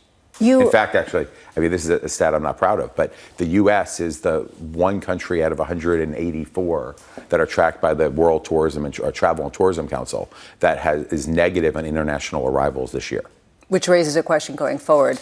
As you make acquisitions, as you make investments, that's what you do. How much are you seeing opportunities continuing in the United States, given valuations, given some of these concerns? Are you getting more active, or are you still kind of sitting on your hands waiting for things to shake out?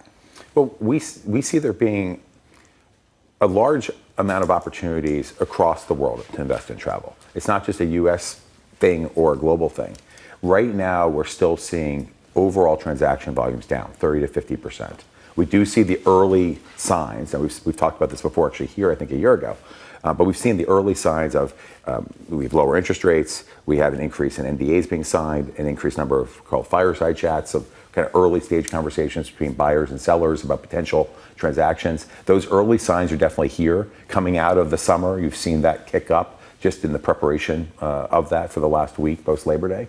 So we anticipate that over the next 6 months, activity on the transaction side will get much more active. We've been active, but still, it's been more idiosyncratic deal flow, right? That transaction I just mentioned, we bought $2 billion of hotels from Hyatt Hotels in Mexico and the Caribbean, or announced it rather, will close later this year, but announced that a couple months ago. So we've been fairly active, but we see a lot more activity in the forward-facing mirror. Eric, appreciate the update, as always. No, pleasure. Thanks for giving us some time. Thank you, sir. Eric Resnick there of KSL Capital Partners. Let's get you an update on stories worldwide with your Bloomberg Brief. Here's Yahara of the More. Hey, Yahara. Hi, John. France's government could collapse today with Prime Minister Francois Bayrou expected to lose a confidence vote in Parliament. Bayrou called the vote in a bid to pressure lawmakers into backing his budget plan. If the government collapses, President Emmanuel Macron could name a new prime minister or call fresh elections.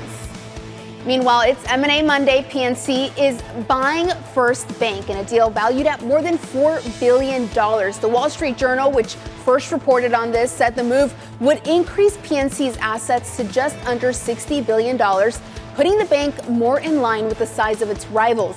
PNC is set to take over nearly 100 First Bank branches in Colorado and Arizona.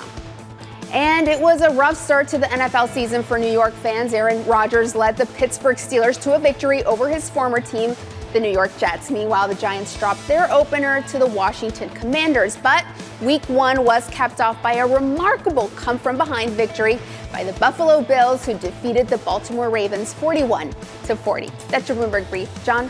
Yahara, thank you. Appreciate it. Up next on the program, the Treasury Secretary pushing back. We are going to push through with the economic policies that are going to set the economy right. I believe by the fourth quarter, we're going to see a substantial acceleration. Up next, we'll catch up with Bradley Rogoff of Barclays from New York City this morning. Good morning to you all. You're watching Bloomberg TV.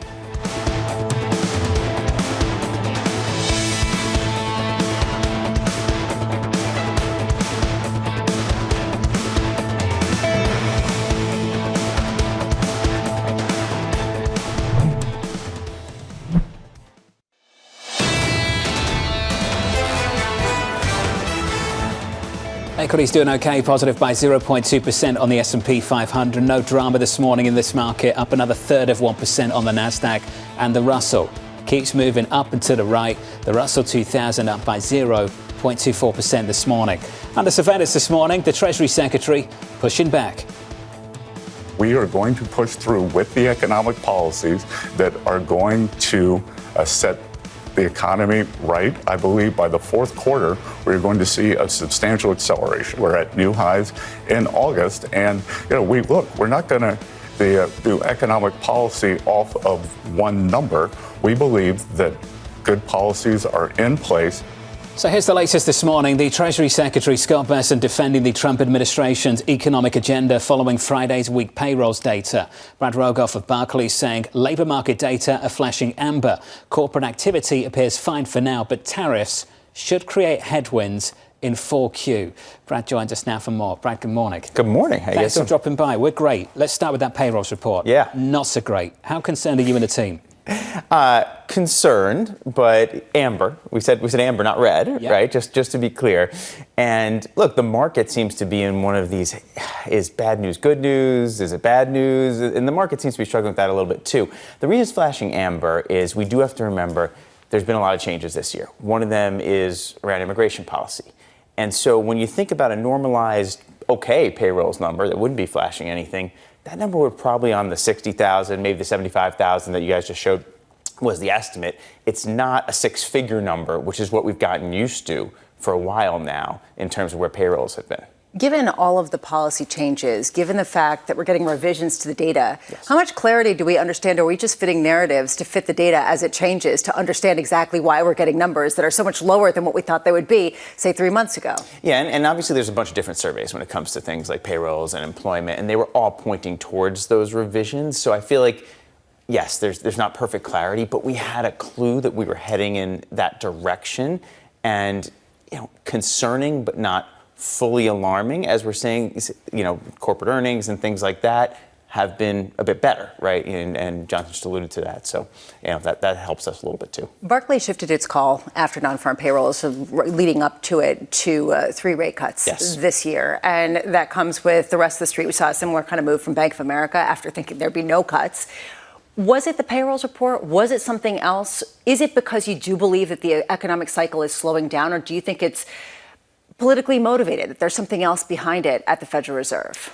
I think this Fed with this chair has not proven to be particularly politically motivated. I think the numbers are a lot weaker. And I think your revision point, Lisa, is a huge one there, right? The revisions have made a big difference, right? And so you thought you had one source of data and you thought it looked pretty strong, and now it looks okay at best. And so you've got to react to that. And, the inflation data, we'll get more of it this week. It hasn't been enough to prevent those kind of moves yet, even though it's still a little bit higher than I think the Fed would like. Does your view of how you view this Fed change once you get past May?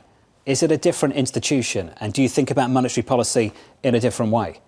I don't think it's a different institution, but you have different people. You have to think about it a little bit differently, right? And they have different views. And look, some people are, as we know, a little bit more dovish, a little bit more hawkish, but they're also willing to change based on data points, and people react to data points in a bit different way. And so, obviously Fed independence is something we're thinking about always and questioning. I worry a bit less about that and just more that you've got different personalities. Mark Cabanner of Bank of America was sat in your chair just last week, and he made the argument that maybe people are underestimating just how hot the next Federal Reserve will be willing to run things. Why would they stop at 3% on Fed funds? They're the kind of things that we're trying to give additional thought to. Why would they stop at 3%? Yeah, we just talked about inflation briefly, right? And where we have seen, the worst parts of how the Fed's react is when they haven't been able to control inflation, if you think historically, right? And that's something that we know Powell thinks about a lot when he thinks about history. Now, to your point, could someone else care a little bit less about that? Sure, but there's a dual mandate, right? And, whenever you're in a job, you've got to follow the mandate. Chairman Powell's not following it now because he's been above 2% for years and years, and it's forecasting more of the same. And I think that was actually one of the other interesting things that came out recently, right? Because they've talked about flexible, right, average inflation targeting, and they seem to, which gives you the ability to run a little bit above 2%, right? We're not running at 4% today, and they're kind of moving a little bit away from that, and that would actually make it a little bit harder, to your point, to sit here at high twos, roughly inflation. So does it make sense to you that inflation expectations in markets are somewhat under control, that they don't feel like they're actually getting to be this sort of runaway trajectory that would actually represent some of the fears that we're hearing from other people, at the same time that they're expecting the Fed to underwrite the risk rally? Yeah, it doesn't feel like inflation expectations are out of control, right? But, if you're going to target something like 2%, we're definitely not there either, right? And so I think the concern is not that they're out of control today, but if you have too stimulative a policy, do they grow from here and get out of control? But does it make sense that credit spreads are so tight, given the fact that we're talking about a turn in the economic cycle and the fundamental data showing a labor market that's not so great? Well, I think there is a question in terms of if we're fully going to have a turn in the economic cycle. That still remains an open question to us, right? And now, obviously, if you're cutting, you're trying to prevent that. I think you guys were talking about cake and eating it too earlier today, right? So we will see. Now, to answer your question more acutely, does it make sense where credit spreads are? They're probably a bit tighter than where they should be. But when we think about how much wider they should go, it's modest. So credit spreads we've backed off it a little bit, but you're in like the bottom, decile of credit spreads if you think about it historically, where, arguing should you be in the bottom quartile when earnings have held up just fine, right, so far, and leverage numbers are under control and all of that. Yeah, I get that you should be below average credit spreads, but it feels too tight right now. I actually agree with that point. How many times have we spoken to people who are just excited about all-in yields and are just saying you don't buy the spread, all-in yield's great, that's why there's still this wall of money piling in? And they say those companies look better than the U.S. government, so why should there be such a huge yield gap? And that's something else that we're seeing. I just wonder if everyone is as confused as I am trying to put all these stories together and make sense of markets, because it seems like you can make an argument that this is actually pricing in a perfect soft landing. You can make an argument that this is pricing in a more political Fed that can then get the back end of the yield curve under control, and you see that in gold. You can make any argument you want because it seems like we're at a tipping point that hasn't tipped for about 3 months, and it's very frustrating. Look, this market is priced for a cyclical turn up. This data is speaking to a cyclical turn down. Something has to give going into year end. One or the other. Yeah, and does a Fed that is more accommodative change that trajectory? Or is it too late? And that's something else people don't have a good sense of. That's the reason why the revisions that we get this week are also going to be interesting. I'm going to stop ranting, but it does feel like a very confusing moment. But it is a confusing moment. Very on brand. You mean that I always just rant? It's just a constant, continual rant every morning? Tune in. Steve England is going to tune in the next hour or so. He's going to join us. He's looking for a 50 basis point rate cut from the Federal Reserve at next week's meeting. He's going to join us in about 60 minutes from now, so look out for that conversation. Brad, it's good to see you, sir. Thanks for dropping by. Up next on the programme, we'll catch up with Mike Contopoulos of RB Advisors, Chris Marinac of Janney Montgomery Scott, Kathy Bostjancic of Nationwide, and Steve's going to join us at about 8:45 Eastern Time. The third hour of Bloomberg Surveillance, up next.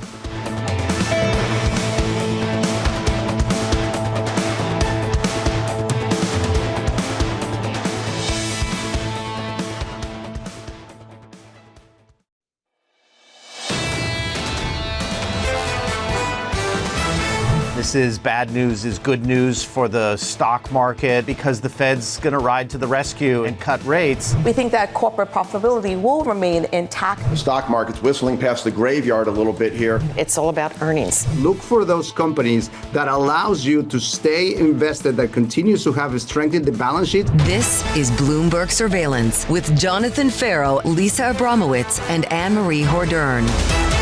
Live from New York City this morning. Good morning for our audience worldwide. The third hour of Bloomberg Surveillance starts right now with equity futures positive by 0.2%. Your scores look like this, 90 minutes away from the opening bell. Up 1/3% on the Nasdaq. The positive run continues for small caps. The Russell up by 0.2. In the bond market, some comfort from falling bond yields at the front end of the curve. We're down by another 2 basis points.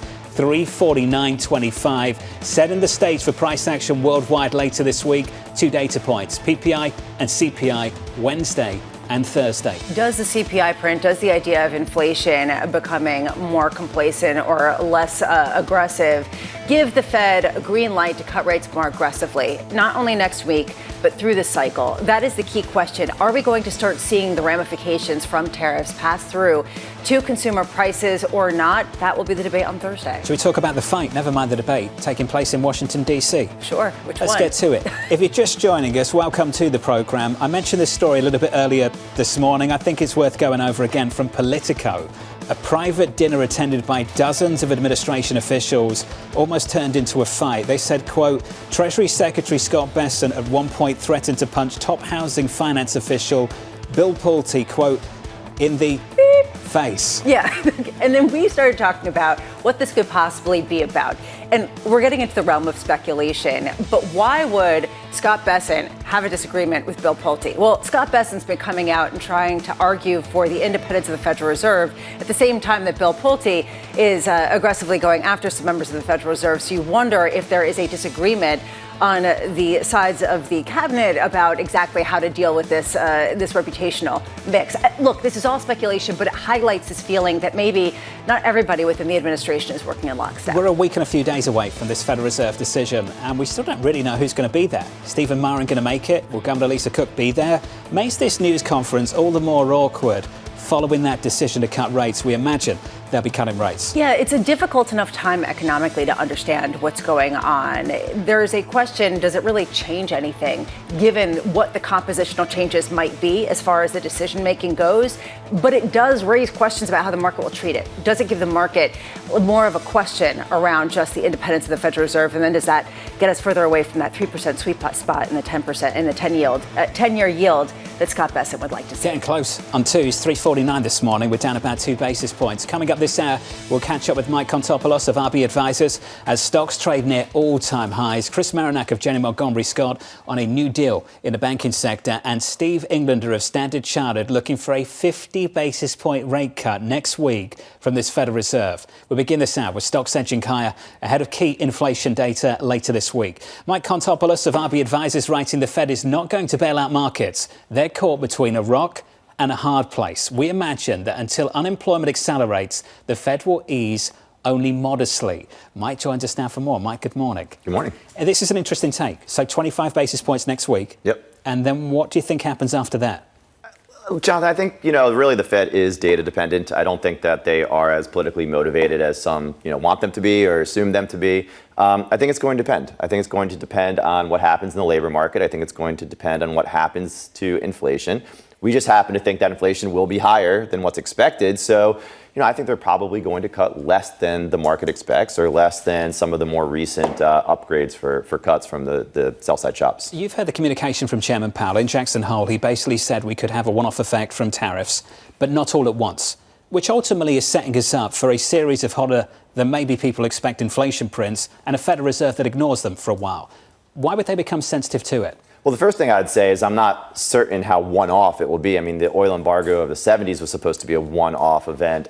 The COVID supply chain shock was supposed to be a one-off event, yet we're still at, 3+%. So a lot of these one-off events turn out to be non-one-off event. And I found it ironic that Chair Powell in the last press conference also mentioned how, when washing machines were tariffed, dryers were also tariffed and the spill-on effects of that. So on one hand, he's saying one thing, on the other hand, he's saying the other. So I'm not entirely convinced here that, this really is going to be a one-off inflationary event. And I think what you're going to see is longer-lasting inflation, maybe not at 4, 5, 6%, but certainly inflation that feeds through for quite some time. Tariffs, you can't have your cake and eat it too. Something's got to give. So what's the market getting wrong right now? Because right now the market doesn't seem that worried about the scenario that you just laid out. Yeah, I think, you hit it on the last segment, Lisa. You mentioned that the market's really pricing in this Goldilocks scenario. And again, it goes back to that sort of idea of you can't have your cake and eat it too. Remember, the weighted average tariff rate today, or what certainly will be the case over the next couple months, is exactly what the market was pricing on April 2nd when it tanked. Yet now we're actually realizing it. And the market's looking straight through it. They expect no inflation. They expect no margin compression. They expect earnings growth to go up. Every analyst has upped their earnings estimates over the last several months. And I think they're just missing the impact on margins, the impact on corporate profits, and the follow-through to inflation. What's the bigger risk for you? The idea that inflation is significantly higher or gets significantly higher than where we are now, or the idea that Dan Greenhaus was putting out there of a downturn in the jobs market, a real cyclical downturn that really questions some of the momentum that we're seeing, particularly in more cyclical stocks?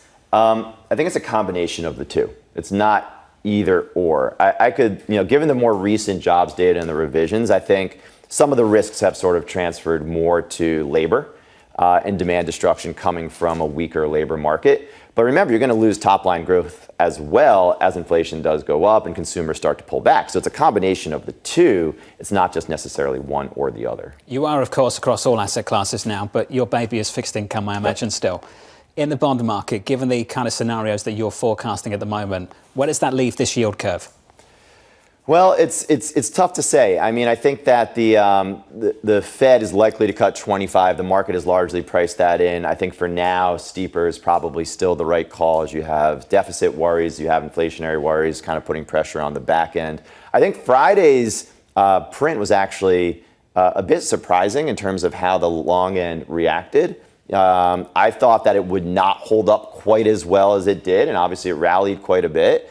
And I think that's suggestive that the long end is still sensitive to economic data. The question is, how much will it be sensitive to economic data if the data weakens but doesn't fall off a cliff? So I think steeper here for now as we go into the September rate cut. But from there, it's anybody's guess. Steepness led by the front end. Yes.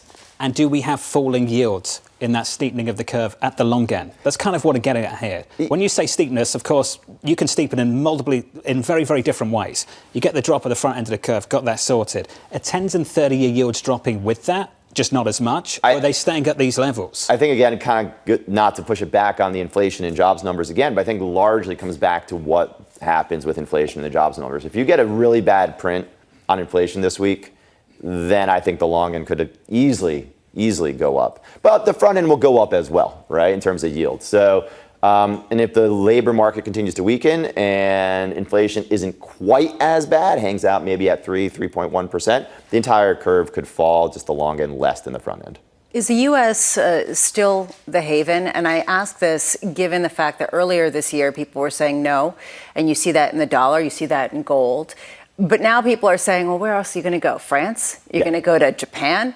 And there's a real question of, cleanest shirt in the dirty laundry bin or whatever kind of cliche you want to put out there. I mean, how much has your view of U.S. versus ex-U.S. changed over the past couple of months? Well, I think from a fixed income perspective, yes, the U.S. Treasury market is still the world's safe haven. I do believe that. I think when things get really bad, you're going to see investors flock to Treasuries. And it'll probably be the belly of the curve, quite frankly. We think that will ultimately be the part of the curve that outperforms over the medium term. From an equity point of view, listen, the conditions that really created U.S. exceptionalism was low inflation, zero interest rate policy, allowing for private equity, venture capital, and growth, which the U.S. is exceptional at, to perform really, really well. If the landscape is changing to one of higher interest rates, higher inflation, deglobalization, et cetera, then the dichotomy should change. And I do think you're going to see global leadership outside the United States from an equity perspective. You're also a small business owner. Mm-hmm. Has it been fun? No, it's been tough over the last few months. Coffee prices have gone up tremendously. I think in the last year they've gone up about 60%. So we're taking hits on both margins, without a doubt. And then we also have passed through quite a bit of our costs to our customers as well. Is that because you don't think you can pass it all on at the moment?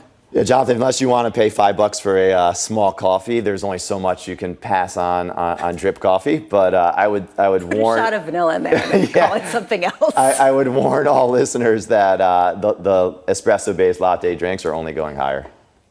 Mike Contopoulos of RB Advisors. Mike, appreciate it. Thank you. Of course, of RB, but also owns a few coffee shops across Westchester. So get ready to pay $15 for your vanilla lavender latte that you love, or what is it now, pumpkin spice? Is that what it is? It's getting to be fall. Yeah. I saw that promoted in August. Yeah. I don't take you as a pumpkin spice kind of guy. I'm not that kind of guy. Really? At all. Do you like pumpkin pie, though? Sure, yeah. Okay. I'll have that for Thanksgiving. But you don't want pumpkin pie flavored coffee? In my coffee? Yeah, no, that's a little, it's like you don't even have to have a pumpkin pie. You can just have coffee that tastes like it. I'm not a big coffee guy anyway. I know, it's true. Caffeine free. Oh, I don't understand that. Believe it or not. All right. Let's get you an update on stories elsewhere this morning with your Bloomberg Brief. Here's Yahira. Hey, Yahira. Hi, John. President Donald Trump has a short list of candidates to replace Fed Chair Jay Powell when his term expires in the spring. Kevin Hassett, Chris Waller, and Kevin Warsh are the finalists. Over the weekend, Hassett said the U.S. central bank put its independence and credibility in jeopardy by expanding beyond its mandate. Meanwhile, StubHub is seeking to raise as much as $851 million in an initial public offering. The ticket-selling platform plans to offer about 34 million shares for $22 to $25 each, according to its filing. It plans to list on the New York Stock Exchange under the symbol STUB. Meanwhile, shares of EchoStar are surging 20% in the pre-market. SpaceX's Starlink agreed to buy wireless spectrum licenses from EchoStar for $17 billion. The deal consists of up to $8.5 billion in cash and up to $8.5 billion in SpaceX stock. The Elon Musk-owned company will also fund $2 billion of cash interest payments on EchoStar debt through November 2027. That's your Bloomberg Brief. John? Yahira, thank you. More from Yahira in about 30 minutes. Up next, the morning calls, plus Chris Marinac of Janney Montgomery Scott and a new deal in the banking sector. That conversation up next from New York City this morning. Good morning.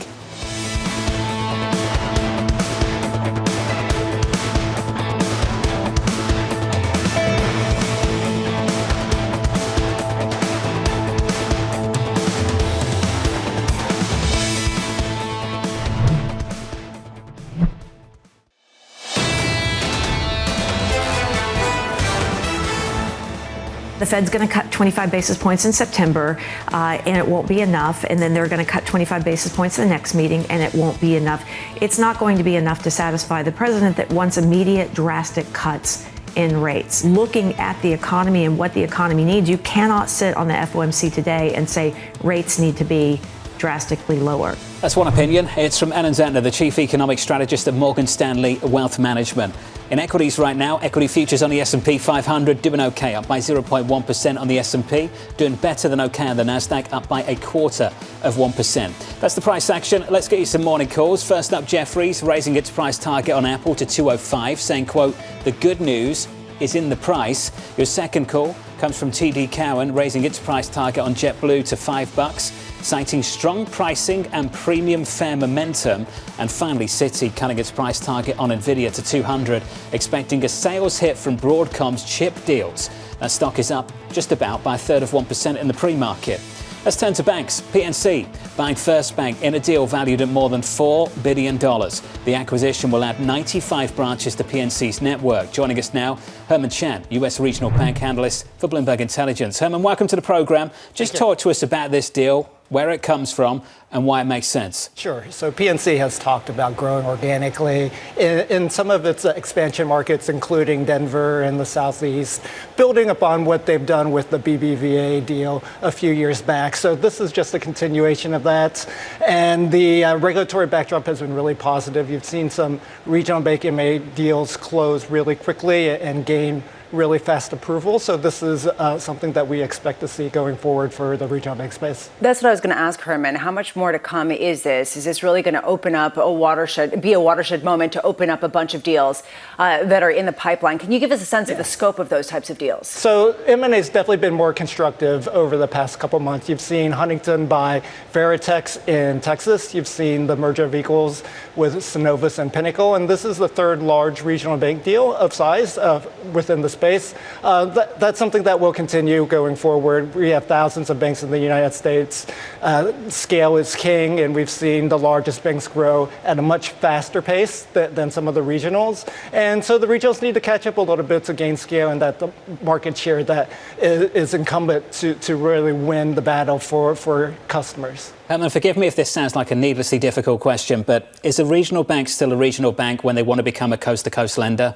Right. I would say for PNC and some of the larger ones, I would call them a super regional bank that have graduated from the regional bank moniker, but aren't of the size of the trillionaire banks like a JP Morgan or a B of A. Got it. Herman, appreciate your take, sir. Herman Chan there. Joining us now to build on this conversation, Chris Marinac of Janney Montgomery Scott. Chris, welcome to the program, sir. We've been talking about this happening for a long, long time.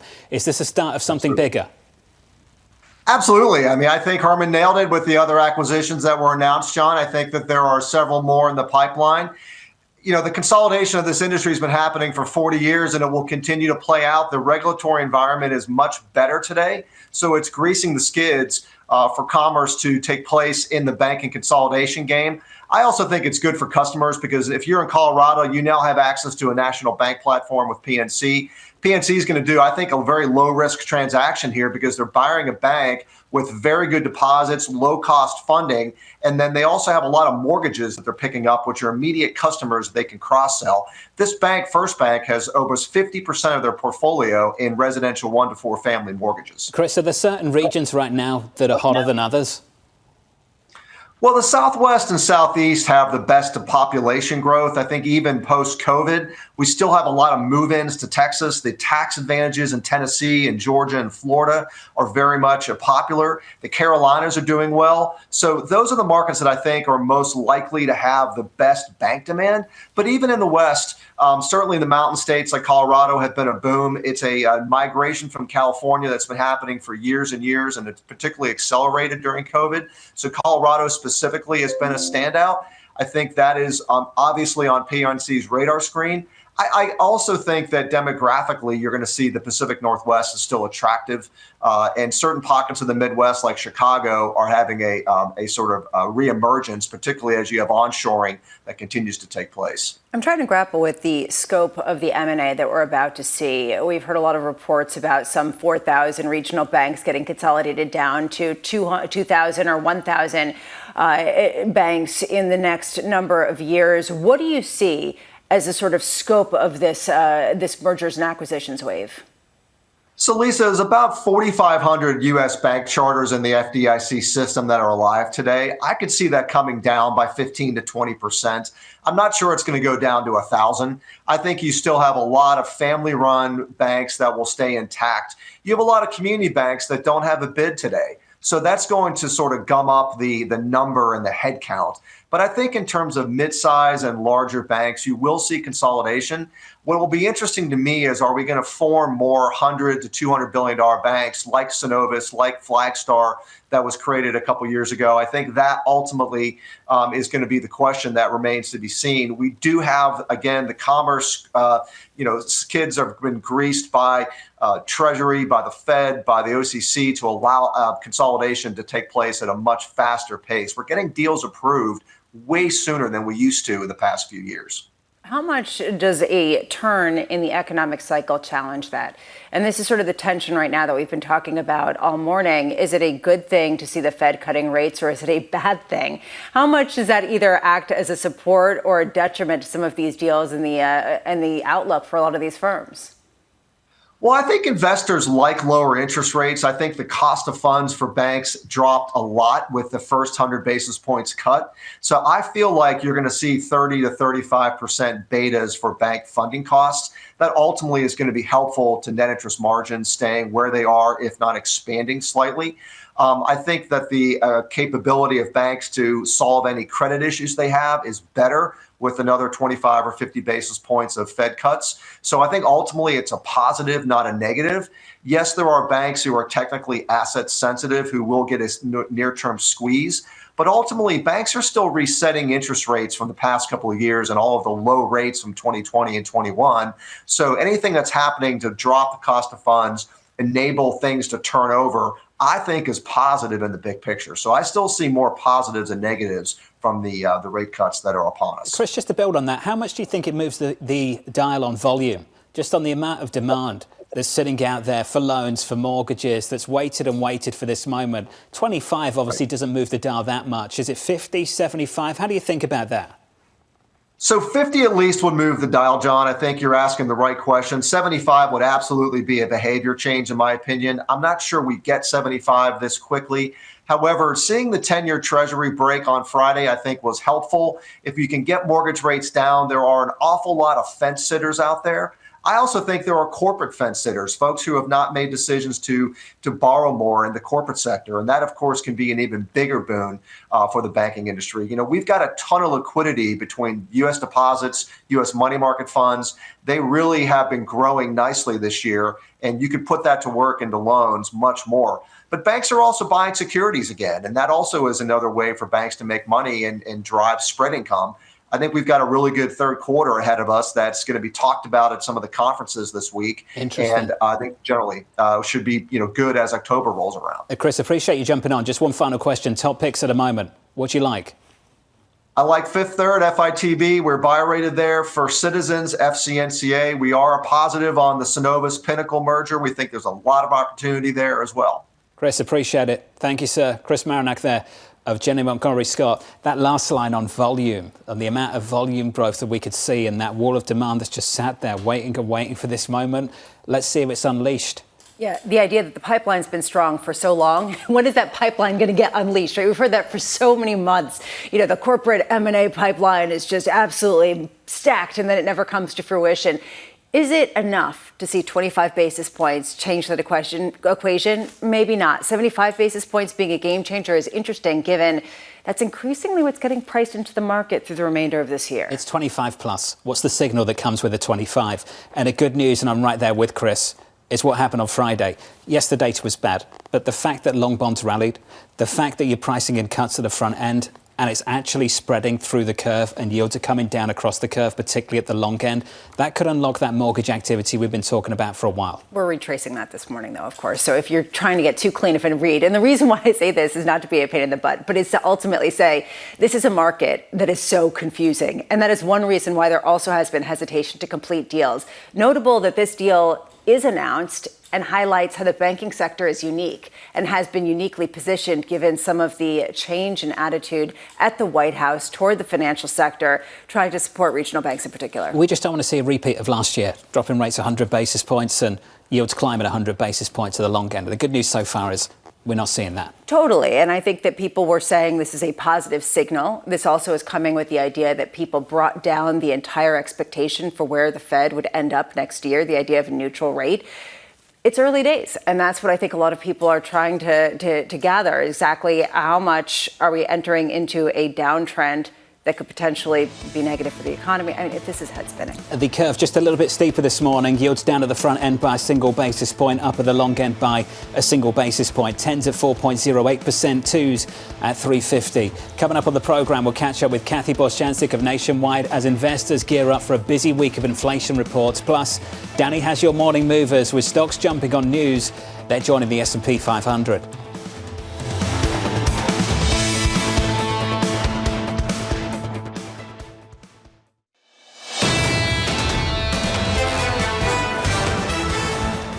The opening bar is about 60 minutes away. Equity futures positive by 0.1%, up by 1/3% on the Nasdaq. On the Russell, the small cap run continues, up by 0.2%. 5 consecutive weeks of gains for small caps, led by the Russell 2000 off the back of a real repricing of rate cuts from this Federal Reserve over the next year.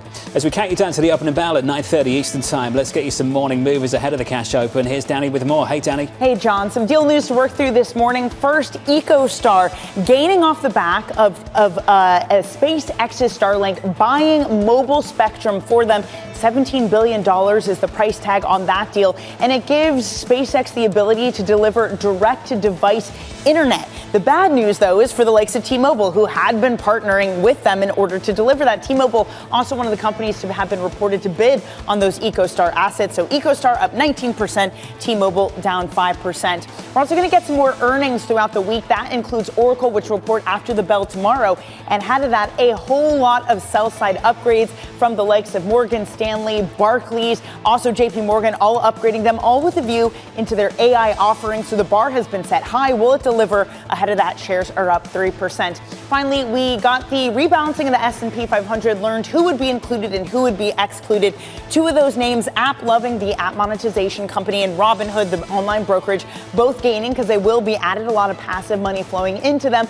A lot of being made in the sell side of what this means for Robinhood, that you get another financial services company included into the S&P 500. So both those, some of the top gainers this morning, John. Danny, appreciate it. Thanks for the update. Looking forward to the programme. Danny Berger, Matt Miller taking things over in about 29 minutes' time for open interest at 9 a.m.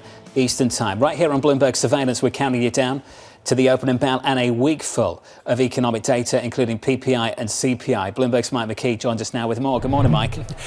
Good morning, John. Danny and I were just talking about how crazy last week was and how crazy this week's going to be and how crazy next week's going to be. We can only take it 1 week at a time, so let's look at the last data that could influence the Fed is inflation numbers, and we get a lot of them this week. Today, we get the New York Fed Inflation Expectations Index. You know how much the Fed cares about keeping rates anchored, rate beliefs anchored. Tomorrow, NFIB, the small business people, they do have prices charged index that people are going to watch. And payroll revisions. Now, watch that one. That could be the sneaky number of the week if it provokes people down at the White House. Wednesday and Thursday, though, the big days with PPI and CPI. Jobless claims also Thursday, and then we get another inflation expectations number on Friday with the University of Michigan. And all this inflation stuff adds up to this. Will we see the core rate for CPI go even higher? It's above 3% now. Does it get up to a point where the Fed might reconsider the idea of a rate cut? Hard to see that happening, but I guess it is always possible, so we'll keep our eyes on that. And of course, that's not all for the week. The data aren't just the only thing. We've got a decision on whether Lisa Cook can stay on the Fed due any day now, and then we're going to be waiting to hear from the Supreme Court whether it's going to take the case on the tariffs that were ruled illegal last week. And then we've got this Scott Bessent versus William Pulte Ultimate Fighting Championship bout. How does that end up? Because Pulte's the guy who's really been pushing to get rid of Cook. Is this going to have any impact on that? So an awful lot to watch this week. And as Danny and I were saying, going to be another crazy week. And we should take those threats of violence seriously because the Secretary of the Treasury, Mike McKee, Scott Bessent, has form with his left hook, based on what we may or may not have heard from Elon Musk in the last few months. And, you know, if you don't know Scott Bessent, he's a fairly big guy. I mean, he could probably take either one of us out. But I'm not fighting with him. So. I'm not fighting with him either. I have no doubt he could do that. Mike, thank you. Appreciate it. Federal Reserve in a quiet period ahead of the meeting next week. You just wonder how much that inflation story will shape this meeting, because there is a perception, I think, consensus view right now in this market, that the inflation data matters less now after the payrolls report that we just had on Friday. And after what we heard from Chair Powell when we were at Jackson Hole in Wyoming, a real question of the emphasis on the labor market taking a little bit more precedence than the inflation data. I wonder, there might be a really high bar for inflation to be too high to cut.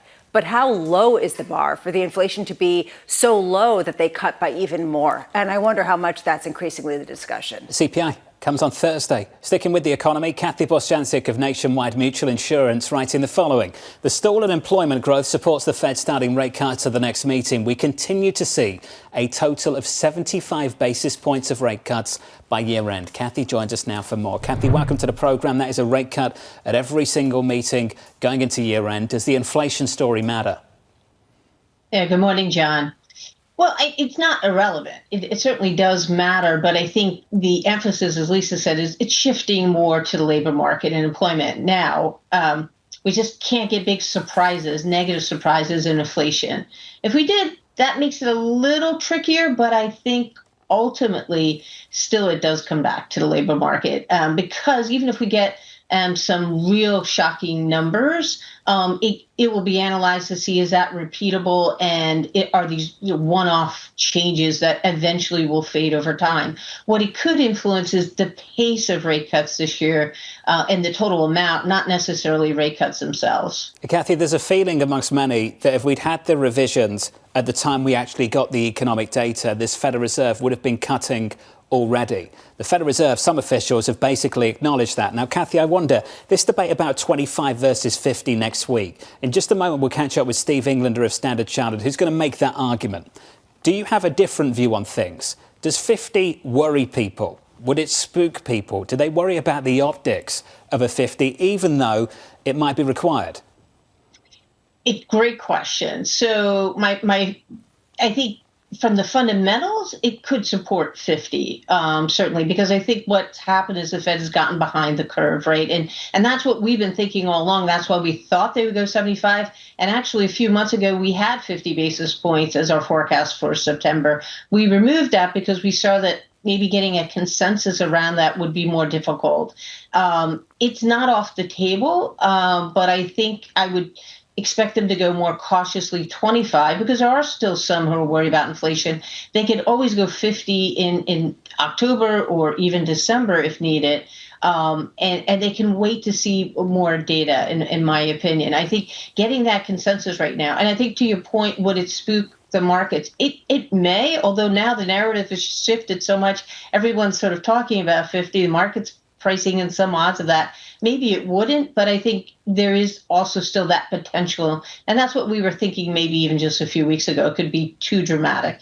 At the same time, we're about to get revisions tomorrow, the latest preliminary benchmark revisions to the establishment survey data out of the BLS. The expectation is for those revisions to show even less momentum heading into the year through March than we previously examined. You said the Fed is behind the curve when it comes to their easing cycle. Are we overestimating their ability to stave off a downturn? And that's something that we keep hearing. It's great. That's another great point. I think it's what concerns me is employment's a coincident indicator, not a leading indicator. And the fact that it's gone flatline for the last 4 months, and yes, we'll get those backward revisions, which are going to be pretty sizable. It does suggest that policy was too restrictive for too long.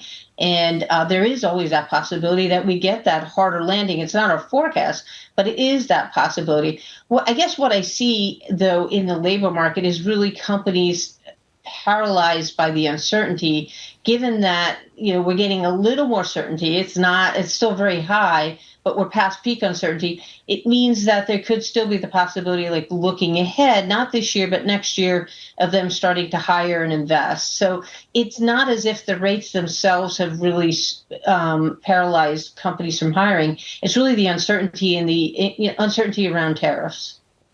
So you don't think that this is actually the beginning of something that would warrant the Fed to be much more aggressive, not just this year, but also next year. Is that right?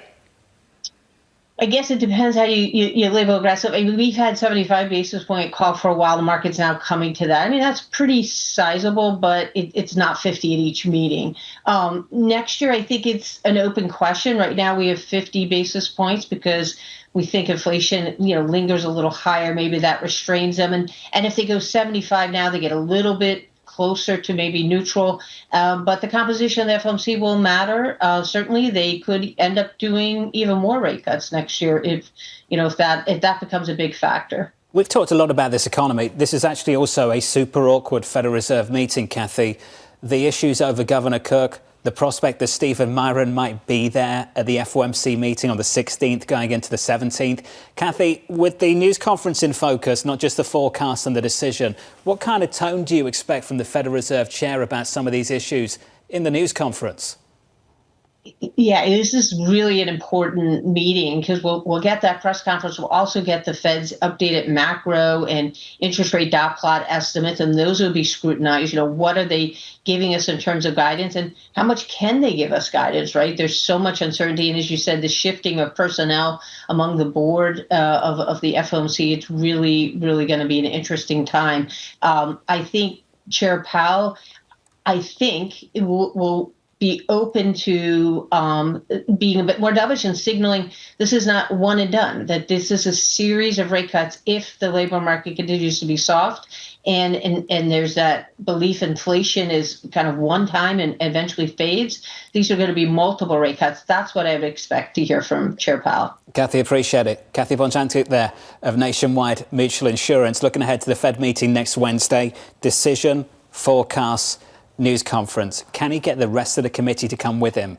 beyond just agreeing to a 25 basis point rate cut, and after that data that we saw on Friday, commit to more in the future? I'm going to make your day because I'm going to talk about the hawkish rate cut, right, that a lot of people were expecting after Jackson Hole. Does this move to a dovish rate cut, right? I mean, that's essentially the difference that people will be looking for. Is there a signal that they're going to be cutting more substantially going forward? And can Jay Powell signal that, given, to your point, the lack of agreement that we see on the committee? The personnel issues are going to be interesting, aren't they, in this news conference? Yeah, who's going to be there? Is Stephen Myron going to be on there? He's going to reach to that piece of paper and just go through things line by line and say, it's over to the lawyers. Yeah, look, this is going to be a very difficult moment. He's going to have to answer questions about Lisa Cook. He's going to have to answer questions about Stephen Myron if he's there. And he's going to say, no comment, no comment. This is an independent Federal Reserve, and he's going to stay the course. How the market reads this, whether the market thinks this is overblown or whether they actually think this is valid, will be in the long-term bond rates. Because if you see yields creep up, that's when bond independence starts to come into question. The good news is we haven't seen a whole lot of that recently. Yields are down this morning by a basis point now on 30s, likewise on 10s, on 2s as well. The whole curve just pulling back going into the opening bell for equities. About 50 minutes from now, equity futures on the S&P 500 positive by 0.2%. With an update on stories elsewhere with your Bloomberg brief, let's cross over to Yahara Arnott for more. Hey, Yahara. Hi, John. Israeli police and medics say 6 people were killed and 13 wounded in a shooting this morning. Authorities say the gunmen were from the Palestinian West Bank and that they arrived by car and opened fire toward a bus stop. They were then shot dead by an Israeli security force member and an armed religious student. Meanwhile, U.S. Health Secretary Robert F. Kennedy Jr. may add new members to the committee that recommends which vaccines Americans should get. According to 2 former federal health officials, most of the people Kennedy is considering have been highly critical of COVID-19 vaccinations. The committee is scheduled to vote on those COVID vaccine recommendations later this month. And Aryna Sabalenka successfully defended her U.S. Open crown, defeating Amanda Anisimova in straight sets Saturday. Sabalenka is the first player to win back-to-back U.S. Open women's singles titles since Serena Williams did it over a decade ago. And on the men's side, Carlos Alcaraz beat Jannik Sinner, taking home his 6th Grand Slam title and his 2nd at the U.S. Open. I'm just sad I won't get to watch tennis every day. That's your Bloomberg Brief. John? Yahara, thank you. The tickets just got so expensive going into the weekend. Did you check some of the prices? Yes, although not as often as you do, I know. $1,000 for the nosebleeds. To me, Sunday afternoon. I'm just thinking you pay that kind of money and then you get stuck waiting in a line, having to give away your free deodorant handouts because of some of the security. You knew the president was coming. Yeah. I mean, come on. Couldn't they have organized things better? They knew the president was coming, and they still had all those lines outside. Yeah, and couldn't they have signaled what the actual requirements were going to be so that people didn't bring in more than 3 ounces of liquid or whatever else it was? I feel like it was rather haphazard. Yeah, I'd agree. Congratulations to Alcaraz and to Sabalenka as well. Just absolutely dominant wins. Up next on the program, we'll set you up for a big week ahead. Plus, we'll catch up with Steve Englander of Standard Chartered, expecting a jumbo rate cut from the Federal Reserve next Wednesday.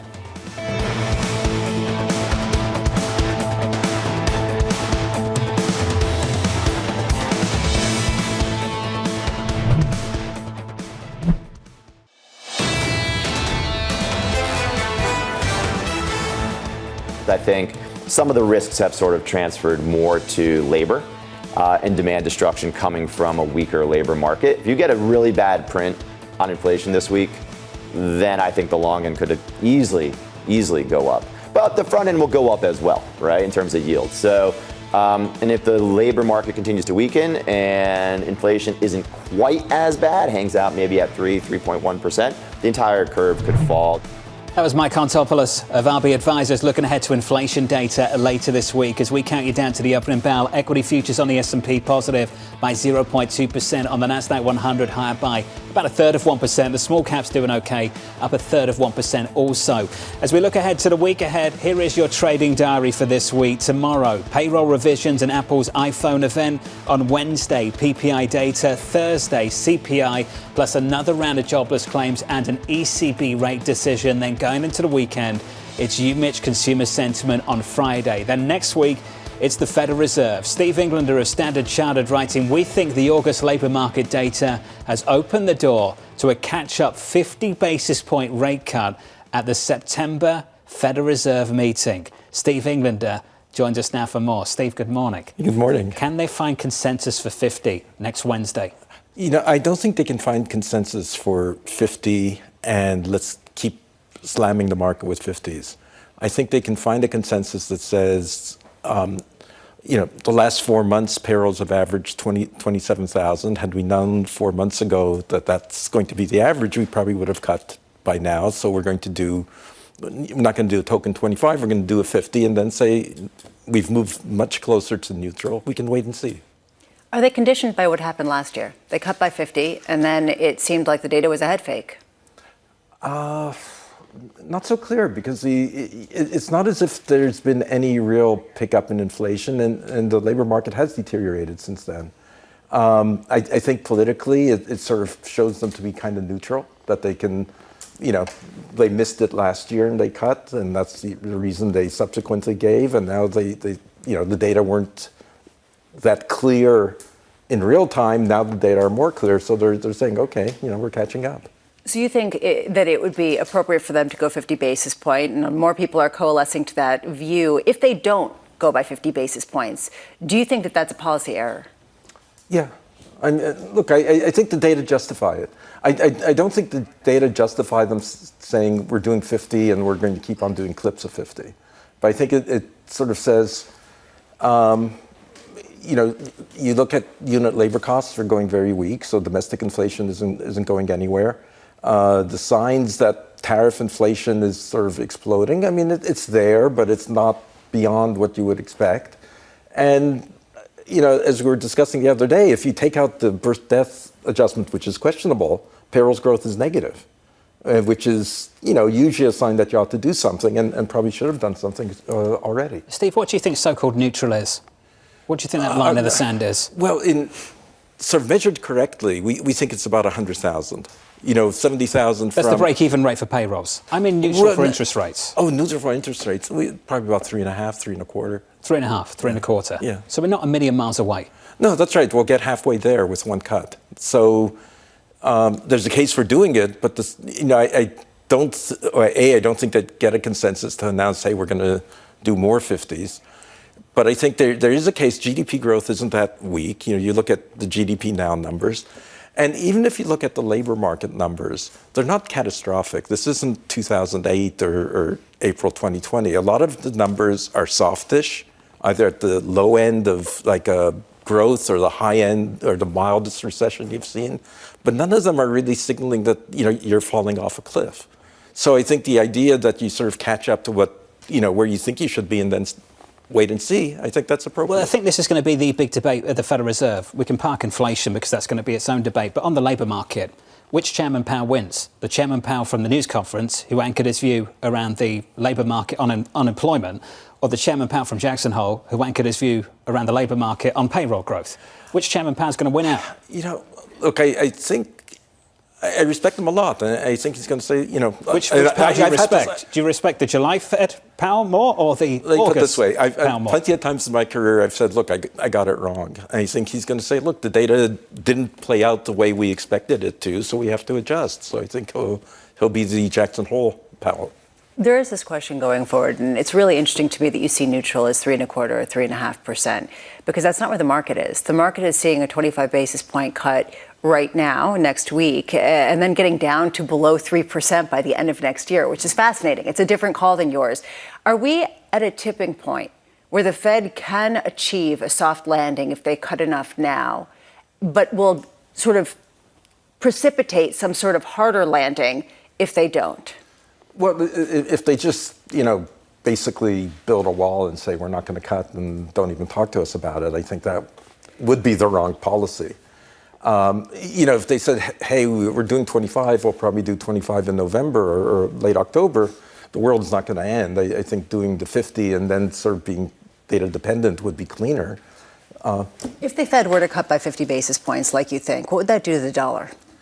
Short term would weaken it because I think that the market would anticipate that they're going to do more, even if they sort of followed my script and said it's data dependent. But I think over time the market would catch on. They would see what the Fed did. If they kept on cutting, the dollar would get weaker. We don't think they're going to keep on cutting.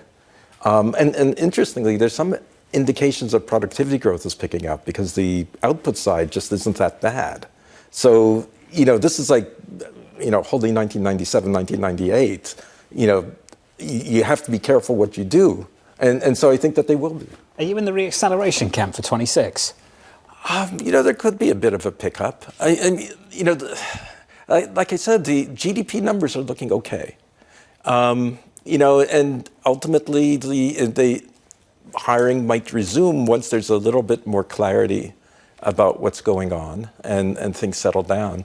We're not in the recession camp, sort of saying, okay, we've gone from 150,000 jobs to 30,000 jobs, and we're going to go to minus 300. Steve, it's good to see you. Pleasure. Always. Thanks for being here, sir. Steve Englander there of Standard Chartered, looking for 50 basis points from the Federal Reserve next week off the back of the big step down we've seen in payroll growth. And more people are coalescing around this idea after what we saw and potentially after the revisions that we get tomorrow.